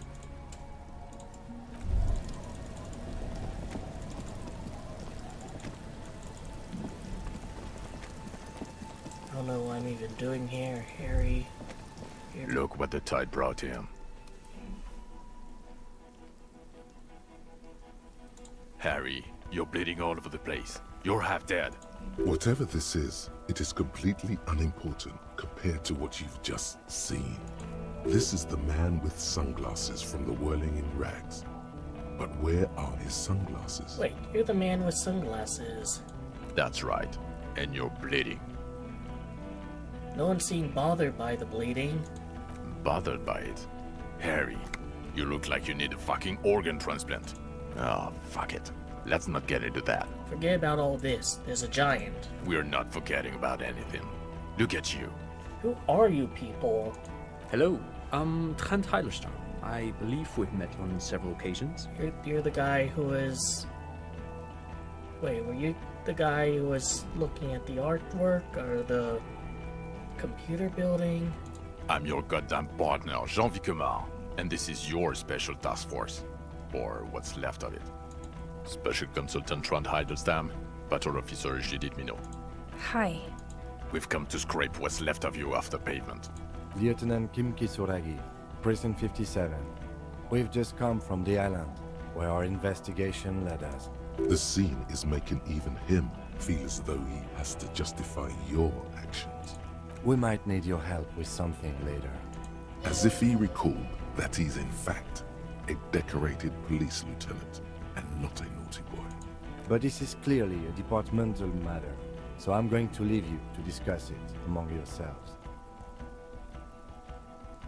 Thank you, Lieutenant. It's good to meet you, Lieutenant Kitsuhagi. Letting the lieutenant know he Shouldn't feel embarrassed over the shitstorm that's about to befall you. What is this about? Ari, we want to help you. Trant, I believe this is where you come in? I don't quite know what I'm doing here. I was asked to participate as an expert. I think I need to manage your expectations a little. I'm at best an enthusiast in cognitive science. My background is in something else entirely. I engage in neurology on a merely theoretical level. In fact, I should probably get going. No, Trant, it's too late. You're part of this shit now. What have you got to say for yourself, shit kid? First of all, Cinder, get off the table. What does he have to say for himself? He left you to catch the bullets. Shit kid. What an interesting moniker. So, Trant Heidelstone turns out to be special consultant Trant Heidelstone. Yes, I'm Trant Heidelstone. I never said I wasn't Trant Heidelstone. Wait, what was with the kid then? Mikhail? Mikhail's my son. What's up with all this interesting history? Spying on me? No, I was just interested in the Feld building and the Martinez beachhead. And Mikhail wanted to see Martinez. It was a coincidence. So, what are you special consulting here? What indeed? I was asked to share my take on some of the more obscure theories developed in Königstein in the 30s. Like partial psychotraumatic amnesia, group personality theory. The kind of shit I had? He's here to see if you're insane. He is smart. Let's move on. You mentioned the task force? Yeah, Major Crimes Unit, under Lieutenant Dubois and Vicomar. Ring any bells? Yeah, totally. I get it. Major crime unit. He doesn't remember. See? He really doesn't remember. It wasn't a sick joke. At least that's good. Yeah, that's very good. How did you know I was here? The cafeteria manager you fucked over told us where you went. I saved his establishment and he still betrays me? Strange. He didn't mention that. In fact, the establishment didn't look saved at all. There was a giant aerograffito in front of the building, mixed with blood. It was this one junior delinquent. I don't know. It had shit kid written all over it. What's a shit kid? You. Shit kid? That's you. Maybe you've deserved it. You aren't the man with the sunglasses at all. You're not even blonde. Guilty as charged. I heard you'd lost your mind and your memory. I wanted to see if it was true. And it was. Good work, Harry. You're insane now. There's one less person for me and everyone else to rely on. He was too sarcastic for you to realize who he was. Actually, I suspected something was off.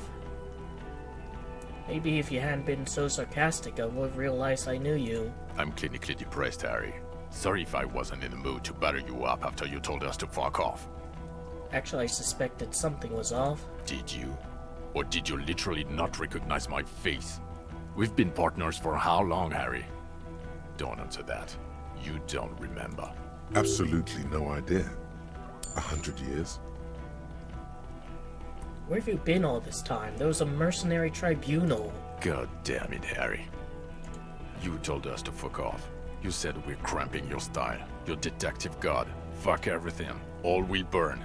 Detect or die. Why would you leave a literal police god? You were crying hysterically. You were drunk, breaking things, being emotionally abusive. You said we were going into the abyss. None of us wanted to see the abyss. So we fucked off. Like you told us to. None of this is ringing any bells. The bells aren't ringing because you have brain damage. Detective God. Trant, this is where you come in. How bad is it? Well, he doesn't have visible tremors, he talks without slurring, he can drive a boat, he's standing, reasoning.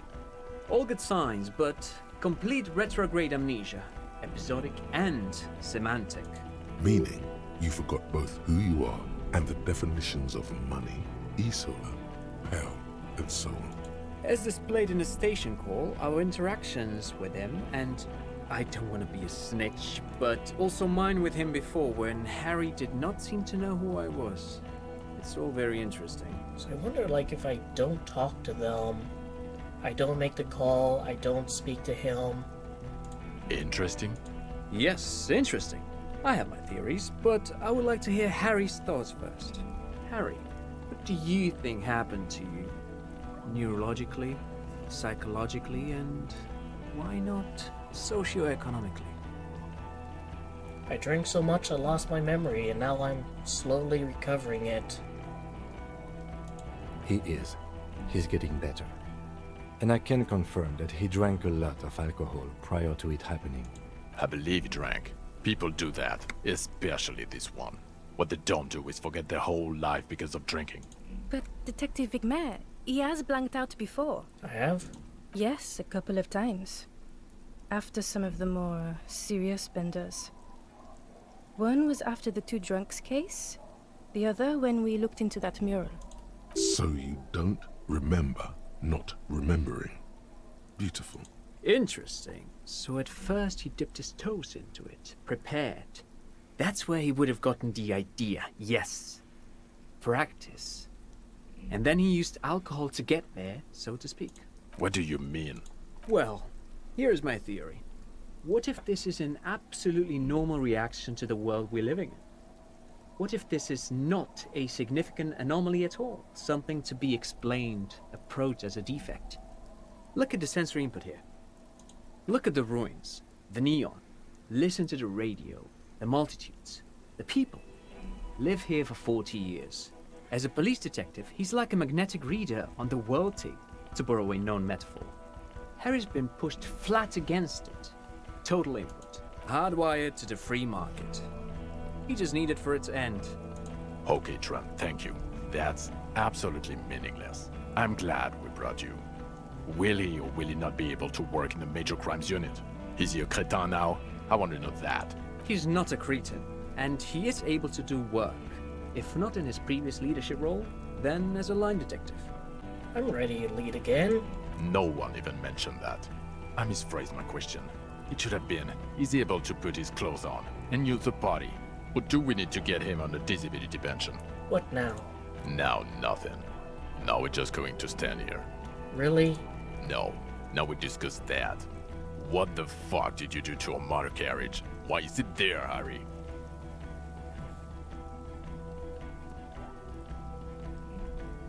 The time had come. Tequila sunset. Ha ha ha. Ho ho ho. Tequila sunset. Not sunrise because you're almost dead. So funny, Harry. Thank you for fucking me. Well, he's Sunrise Parabellum. You know, talk to Kim if you want a sunrise. Thank you for destroying 45,000 real of police property that's coming out of my payslip. You know that, right? You're gonna get fired, and I'm gonna pay till I die. It doesn't matter. Your badge, Harry. Show me your badge. Fine, here. In a rush to demonstrate your badge, your eager fingers can't sustain a grip on the smooth plastic, and the badge slips out of your hand.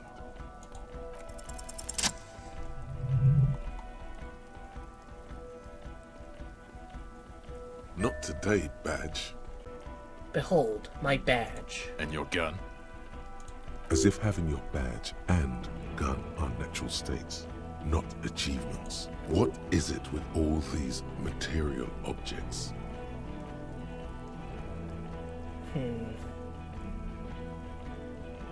My gun is right here. He has it. And he didn't drop it. You're drunk like a bum, Harry. Put that thing away before you kill someone. I'm not drunk. I haven't started drinking again. So you forgot to drink? I don't buy it. Why do you smell like a corpse then? Because I was shot. He's wounded. It's been a long week, and he's handled an actual corpse. Yeah, it's been a bit of a week. I'm sorry I smell bad. A bit of a week? You're drunk, and you let a suspect escape, a certain Glacier, because you were too drunk to assess a flight risk. We've read the report, Sari. Lieutenant Kitsuhagi's. We know. Not taking her in was the right thing to do. She gave a vital clue that led us to the island. Oh well, if she was nice. I'm not even gonna get into the other suspect, who also escaped. Yeah, Ruby something. Or the fact that you very likely sold your gun for booze. That's peanuts. That's nothing. That's a humorous anecdote. Compared to the 7 people who were gunned down, the streets are literally red with blood, Harry. It was fucking mass murder. And you weren't there. He did everything he could. We did everything we could. The company hired unvetted mercenaries. Lieutenant Dubois got between them and the locals. Here comes the cavalry. He did so at considerable risk to his own life. He was shot, not once, but twice. We stopped an execution, not a negotiation. The loss of life was minimal compared to what it could have been. I also solved the case. It's solved. All of it. Detective, it's better if I do that. It's so much better if he does this. 1,000,000 times better. Thank you for the input, Lieutenant Kitsuragi. I didn't mean to suggest you didn't handle the situation. He thinks of apologizing, but decides against it. You've spent the week with him on this case. What is your take? On the case? On Lieutenant Geoffrey Dubois. Well, the drinking, the gun losing, also losing the badge. That's so true. Although he has not been drinking on the job this week. You tell him, Kim. See? 1 week. Then there's the superstardom. He likes to, from time to time, allude to being a superstar law official. At first I thought it was a joke, but now I'm not so sure. He says disco about 20 times a day. It's worrying, especially considering his political views. Detective Dubois is, as you may know, a Mazovian socio-economist. He wants to liquidate the ruling class, which, again, for a police officer, is a little odd. Sometimes you gotta be a man of contradiction. You should yell something. That's not a good idea. Yes, let's let the big boys talk. Other still, he is also an ultra-liberal hustler who is always on the grind. How he reconciles these 2 points of view, I do not know. But he is vocal about both of them. And then there's the motor carriage in the sea, something I was not present for. But despite all this, he is a great detective, one of the best I have seen, in fact. He can talk human beings into telling him everything, and he doesn't stop. In all the time I've spent with him, he has not once stopped pursuing leads, however far-fetched and tangential. He is tireless, madly driven. Well, except that one time when he stopped to sing karaoke, which, by the way, I have to disagree with you, Mr. Vicmar, was a valiant effort. He really sang his heart out. Okay, he did something. Other than that one time, he has tirelessly worked on the case, and he solved it. We have a confession, a murder weapon, and the perpetrator, locked on the island right now, awaiting transportation. He apprehended a revolutionary brigade who stayed hidden for 50 years, ever since the revolution, who's probably committed other murders over those years. Oh, and he also discovered a new species. A new species? A colossal stick insect. It was on the island, camouflaged as a reed. It unfolded from the reeds. I think we may be dealing with the Insulindian phasmid. He takes out the photo and shows it to the officers across the yard. Rain comes down. He covers the glossy photo of the phasmid with his hand. You hear gasps beneath the howling of the wind. As you can see, it's about 3 meters tall. In fact, we think it may be the largest land invertebrate ever discovered. Say nothing, but how fucking weird must it be for these two to be basically told, like, yeah, I'm a superstar, I'm a communist, I'm an ultra-liberal, I completely solved the case, and I discovered a new species. Boom shakalaka, motherfucker. Fucking hell is that? Is this somehow connected to the case? Detective? I believe its pheromone it emits may be responsible for the killer's mental degradation. The old man was not aware of the phasmid's presence. Exhibiting a strange, atypical dementia, he fell into a stupor after its appearance. He became near catatonic. So it is connected. I must say, this is absolutely extraordinary. I don't even have words for it. Yes, it really does make it hard to fire the drunk. This is a very, very sad man who has just seen something that's made him forget his sadness. Now you make your case. Now is the time. Now or never. The killer, Lilianovich draws. We have a strong motive for him. Lilianovich. A revolutionary matronym. I don't have time for this. Straight to the motive, please. Of course, excuse me. I just thought it was noteworthy. Oh, I have to look good in front of... He wasn't quite sure about the straggler before he heard this detail. It must have convinced him. He killed the mercenary in an act of jealousy. Jealousy? I thought this Lilianovich was an old man. To have been hiding for 50 years. Like 70-something. A strange psychosexual fixation. Aggravated, possibly, by proximity to the phasmid and its chemicals.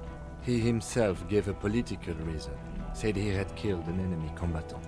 Also, we have a sniper's nest with full view of the room in which the mercenary died, right on the island, and 2 officers on the scene that Mr. Dross confessed to.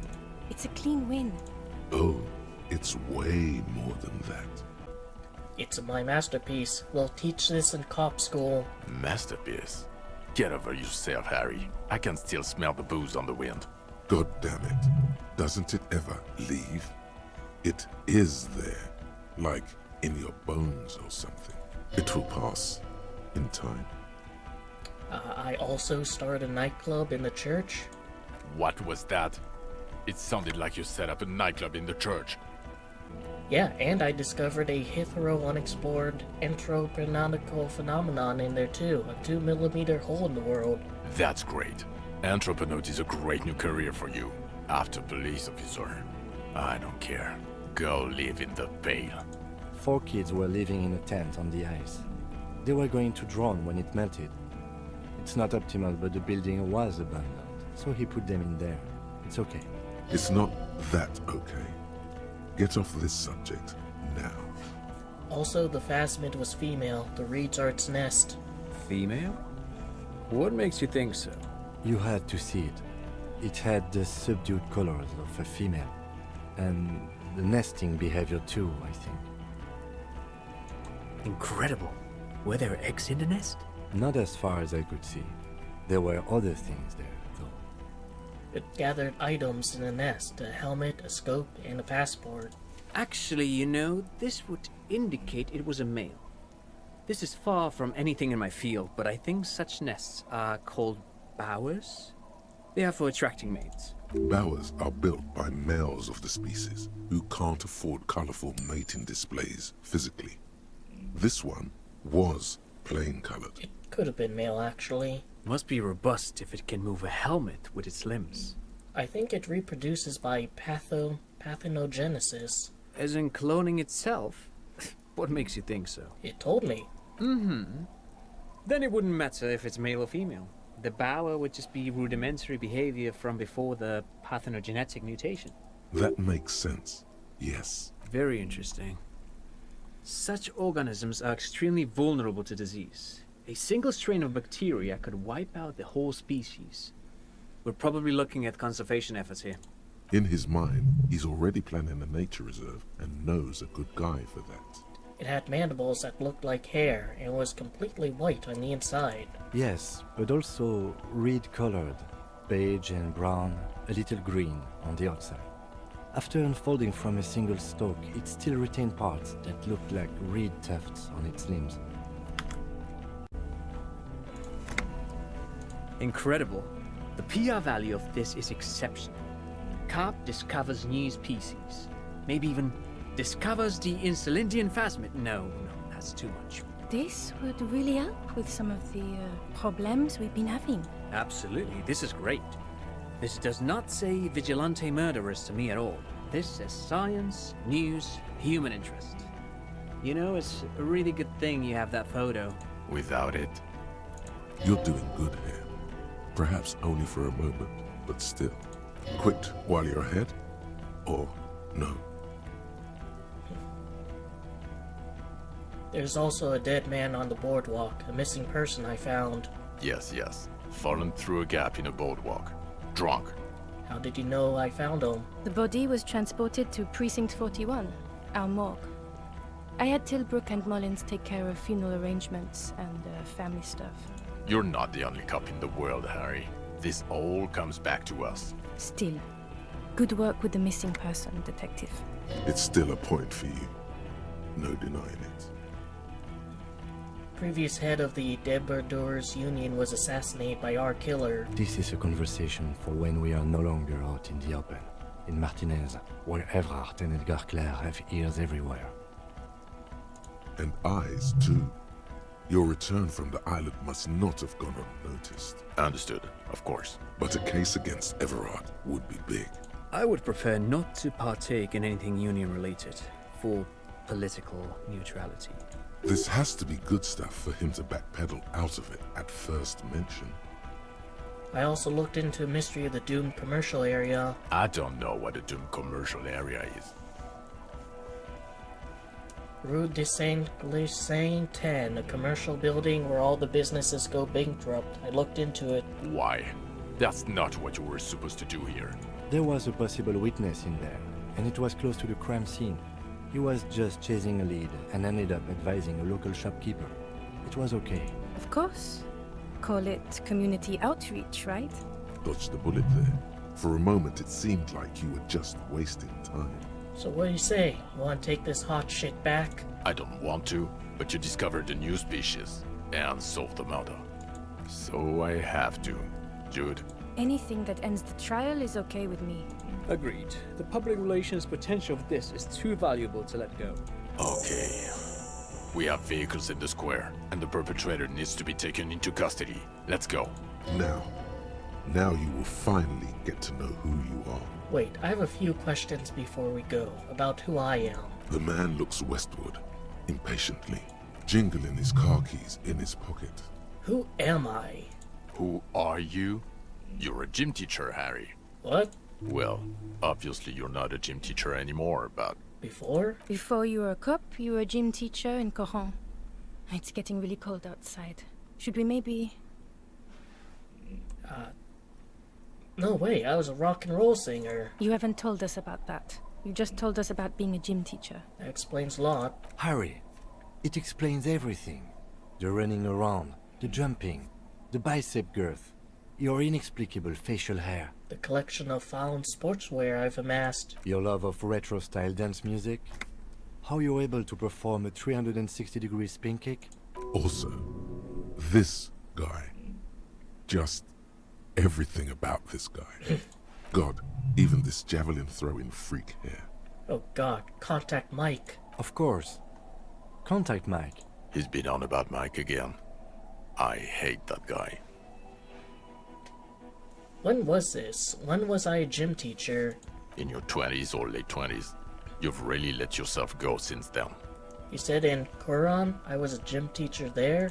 Yes, you taught gym in Coron. I believe that's the term. Taught gym at a high school. You were a high school gym teacher. The smell of sweat and glue. The worn floorboards. Coron is just east of Jamro. It was a short walk every morning to the baseball field or the sports building. High school. Harry, your goings-on with Kuno, Andre, Acel, the whole thing on the ice. That's why you are so juvie.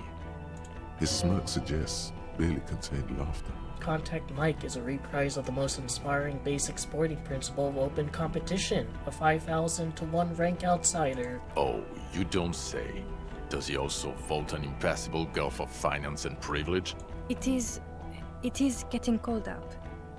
Why did I join the RCM then? The regular. You found some chick. She inspired you to fight the big fight. Be more than you are. All that. You, every morning, walking from Voyager Road to teach gym.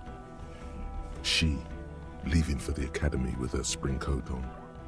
The air filled with the smell of smoke and raspberries, and incredible hope. An ocean full of hope. So my ex-wife, because she said she works at the academy. I knew it. I knew no normal human being can run like that. He's an honest-to-God gym teacher. Why am I like this? It's not a mystery. Some chick fucked you over. Also, you were drunk. Was she called Dora Dubois? Dubois? It was Dora Engelund, I think. You've said her name, but you weren't married. You were engaged. So we weren't even married? No one is married anymore. This is Revachol. When was this? God, I don't know. 6 years ago, she... 6 years and you haven't gotten over it? What the hell is wrong with you? Oh, okay, 6 years is not that much. Yeah, you're not doing too good there. It's an old man thing, I think. 2 old years equals 1 normal year. That and Dora Engelund really tore you a new one. A big one. Who was she? Incredibly bangable. Huh? She was extremely fuckable, Harry. Gorgeous. A gorgeous bourgeois woman. Wayfish. Like a Welkin, basically. Snow Welkin. Blonde Welkin. Easy. You get off the table too. Heartbreak Welkin. I've only seen a picture, but it's obvious you formed a real spiritual connection with how pretty she was. One you never recuperated from. Look, the sun is going down. It's time to go home. I think she taught in the Académie des Arts, east of the river. Way east. Hard to say which came first, the middle-class chick or the drink. Egg and the chicken kind of thing. My point is, you need to see a psychiatrist about this shit. Not a psychologist. Several degrees harder. Is there something harder than a psychiatrist? A forensic psychiatrist? Go talk to that. In other words, he's heard enough about this. Am I a dirty cop working for La Putra Madre? No. No, because the suspects seem to think... You're too unstable to work for a mob boss. You're suicidal, Harry. No mob boss would take you. I assure you, I wouldn't consult for a corrupt unit. He would immediately backpedal out of it. I told you it's not that bad. Precinct 41. What kind of station is it? Us? We're the bloody murder station, haven't you heard? We're the bad guys. No one likes us. I only have 4 kills. That's not true. Jamrock is too big for one precinct. You are just understaffed. And everyone respects the 41st. You have Captain Price. Thank you, Lieutenant. You're being kind. It is an understaffed station and the district is too big, which is why we need to... Get back to it. We left Torson and McLean to run the Sea Wing. It's not good. Torson and McLean? Mac the Torso Torson and Chester McLean. They're not fit to run a wing. Believe me. Things are shaky as it is. They are damn iconic though, Torson and McLean. An iconic duo, I take it? Yeah, not like us. 2 clinically depressed old men. Where's the contrast here? We are garbage. And the Sea Wing is? God. There are 4 wings, Harry. A, B, C, and D. We're in C. It's made of losers and clock punchers. You and I reconceptualized it as a task force. It was a mistake. There's also a lot of outside help involved, not only me. Other losers too. He's anything but a loser, although he would like to be seen as one. It's cooler that way. And Price is? Ptolemy Price? He's the son of the old Price, one of the founders of the RCM. He's one of the most highly regarded men in the force. You're lucky. Somewhere under the curved roof of a former silk factory, shaped like a ladybird with 2 chimneys, Police Captain Ptolemy Price sits behind a heavy wooden desk. Resident medic Nix Gottlieb pours him coffee. It's silent in the captain's office. They speak of change, the city, the tension on the streets. They speak of the events of April and the blood on the streets in May. Did we really recently shoot up a church by any chance? So he remembers that. Yes, there may have been a raid on some churches. It wasn't good press. Shooting up churches never is. I was out of town, to be clear. What happened? Why do we need to go there? Our enemies were hiding in a church, to the best of our information. That's it. I'm not talking about this anymore. Your security clearance is shit tier right now. You have to wait for it to go up. He means it. The RCM and its enemies will not be discussed on this coast. So I work in the bloody murder station. Okay. It's not the bloody murder station. It's an old converted silk mill with green desk lamps and a coffee corner. A lot of good people work there, hard, every day. Jamrock is the largest ghetto in Rivershaw. Faubourg, technically, but it's divided into 11 districts. Jamrock only has us. The press will blow over. Jamrock is lucky to have you, and it's often considered to be the greatest of the districts. You're lucky to have it. Thank you again, Lieutenant. The Phasmid, I need to tell Lena about it ASAP. Who is Lena? She lives at 1113 Tabernacle Road in Jamrock. Remember? A cryptozoologist who lives in Jamrock on Tabernacle Road. She told me about the Phasmid. Tabernacle? It's on the way over. Near where you live on Perdition. Fine, if we're gonna drop you off anyway. She and her husband were conducting the search for the Phasmid. It's their discovery, in part. They should know as soon as possible. It would do you good to deliver some positive news for a change. She is going to be over the moon. Lieutenant Kitsuragi, what will you do now? Well, first I will go back to my station and write the most detailed report anyone has ever seen. It will have to be good to cover all these. Then I will have a serious talk with my captain. About what? Detective, we just stopped a small-scale war. Something is happening to Revachol. I don't know what yet, but it's going to be a hard spring for the RCM. We need to get ready, infiltrate, investigate. Want to do that at Station 41? Talk to Captain Price? I'd rather not ruffle the feathers of two captains with my doom-mongering. No, I meant investigate. Come work in Precinct 41. Work with Price? I'm flattered, but I don't know if I... Would fit in. Am crazy enough. Can take the stress. He doesn't know how to finish the sentence. This truly came as a surprise to him. Not a bad one, but he's at a loss. Flattered? You're Lieutenant Kitsuragi. We would be flattered if you even considered. I would have to tie things up in GRIH first. But, I mean, whatever is coming, Jamrock will be more central to it than the harbor. And we also have a huge caseload, Lieutenant. Piles that we need to get back to. Mountains, even. I do like the sound of that. Recruit Detective Kim Kitsuragi. Precinct 57's finest. Achievement unlocked. We've got Kim. He's really considering it. I'm ready. Good. Fuck it, let's go. Trump brought his motor carriage. It's a 20-minute drive to Jamrock. You close your eyes and hear the dogs bark. A lone woman sits by a factory window, dreaming of meteorite strikes. On Rue de Saint-Jérôme, a square bullet slides into a square-shaped chamber. In Old South, a man without eyelids smiles. Spring has come. It's time. Dawson? Yes. McLean? Yes. Heidelstein? No. Vicmair? Yes. Dubois? Of course. Really? Nick Gottlieb looks up from the list. I hear he's unstable. You say that like it's a bad thing. Captain Ptolemy Price gestures with a ballpoint pen. It's dim in his office, and the curtains are drawn. Harry's our man. He'll pull through. When he does, he'll side with the people. Understood. Gottlieb returns to the list. Minnow? Of course. Wonderful. Then can we please just go back to Jamrock now?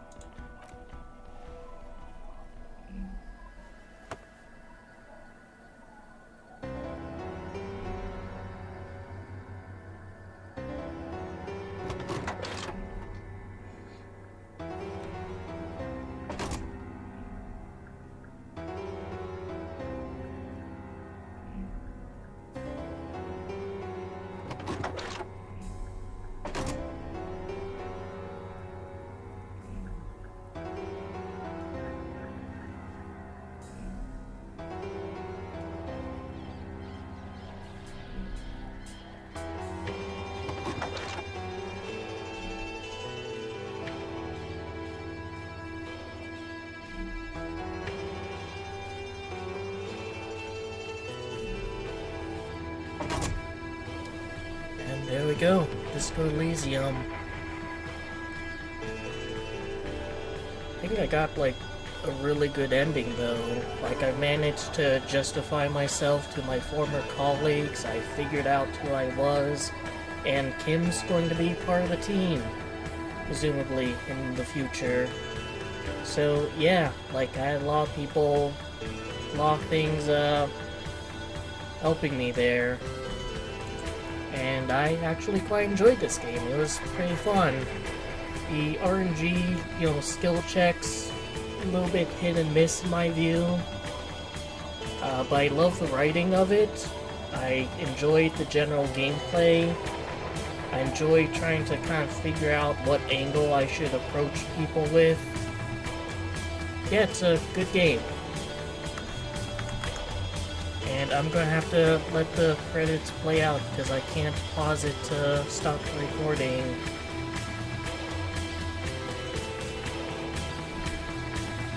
Music was good, and the general atmosphere had a great sense of melancholy.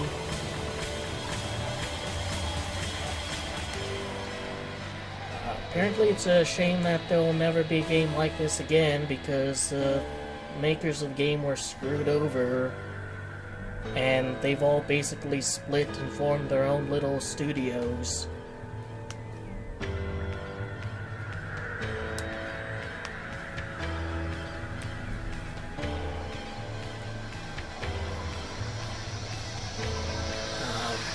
But for what we got, I really liked it.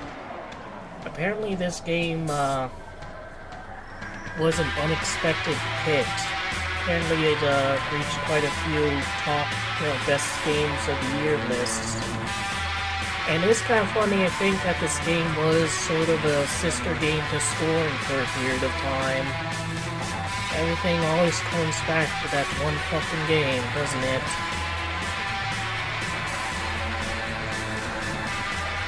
Here's the VAs.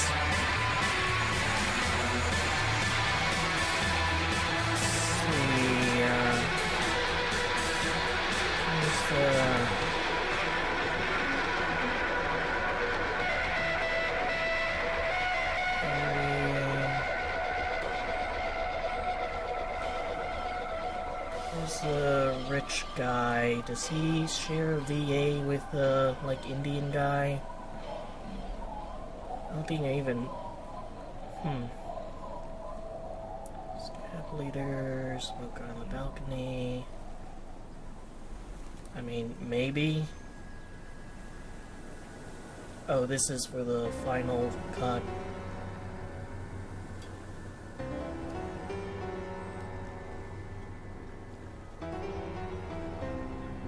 It's going a bit too fast for me to keep up with.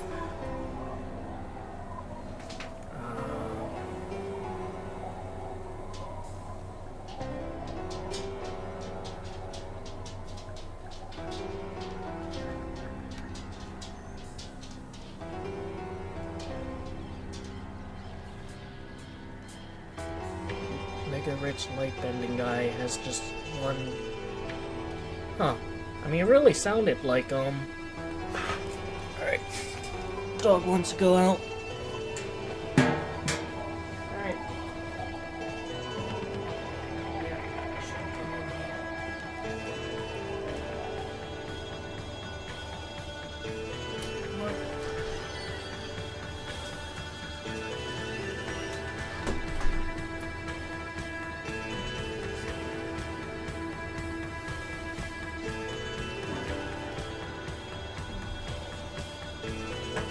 He's gonna be out there.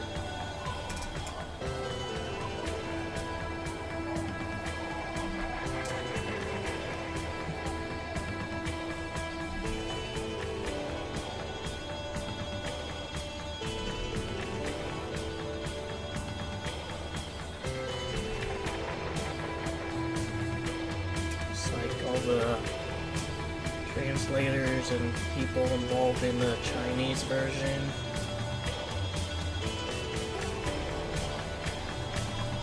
Spanish version. Martinez. It's kind of funny having that name considering, the district this game takes place in. A lot of fucking Martinezes here, I mean, jeez. Oh, it's the same one, I guess, but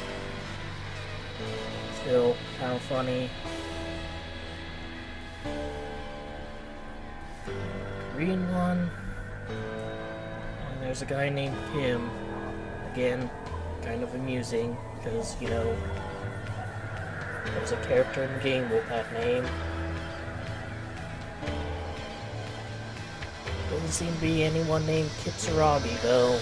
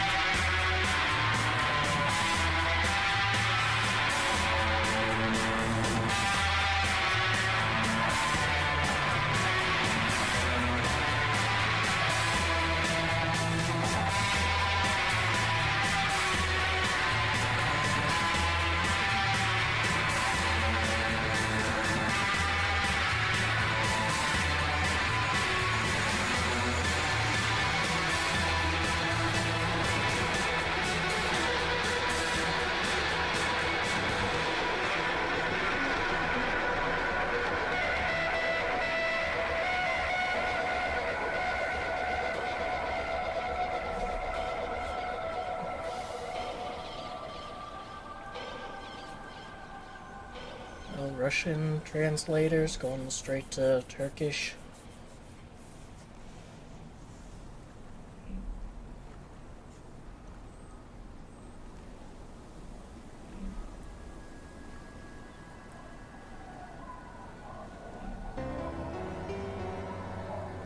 This must be a difficult game to translate just due to how much, like, writing there is. Like, even if they're not doing, like, their own voice... Oh, there's Russians. Even if they're not doing their own voice acting, like, just the sheer amount of fucking words that this game has must make this a staggering task.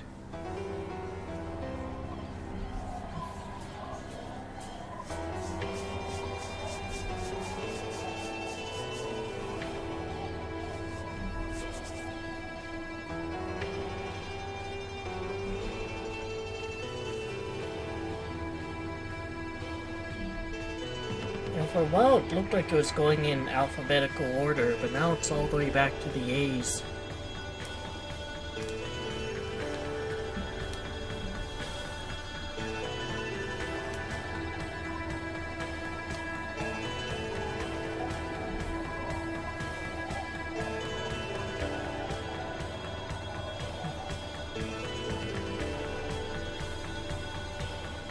I wonder what even goes on with, like, these translators. Are they just, like, given the entire script and just have to figure out how to say the words in their own language? Like, do they do any programming, any, like, interacting with the game in an early state before it's ready to be released? Or do the developers themselves have to basically, like, transcribe what they've translated into their game?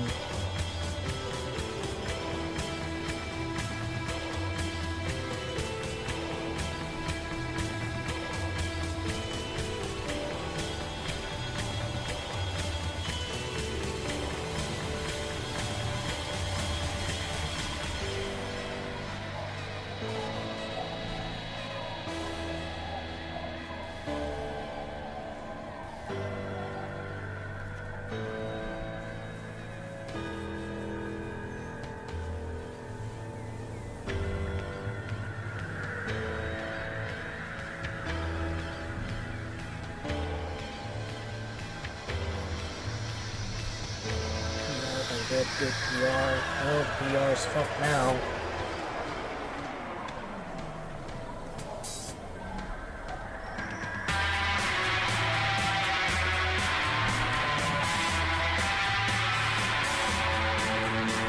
New humans. What's that even mean?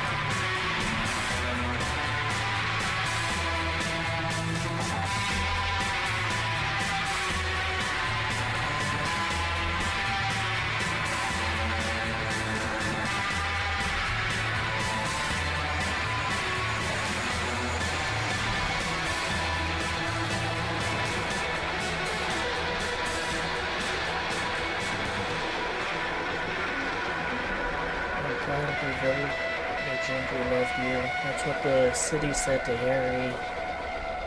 Not exactly a very loving company, as it turns out.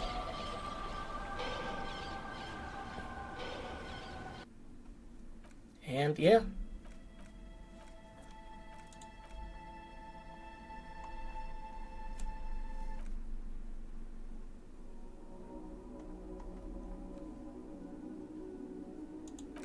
Oh, don't really know what that is.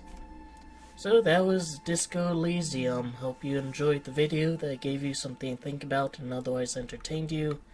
Take care.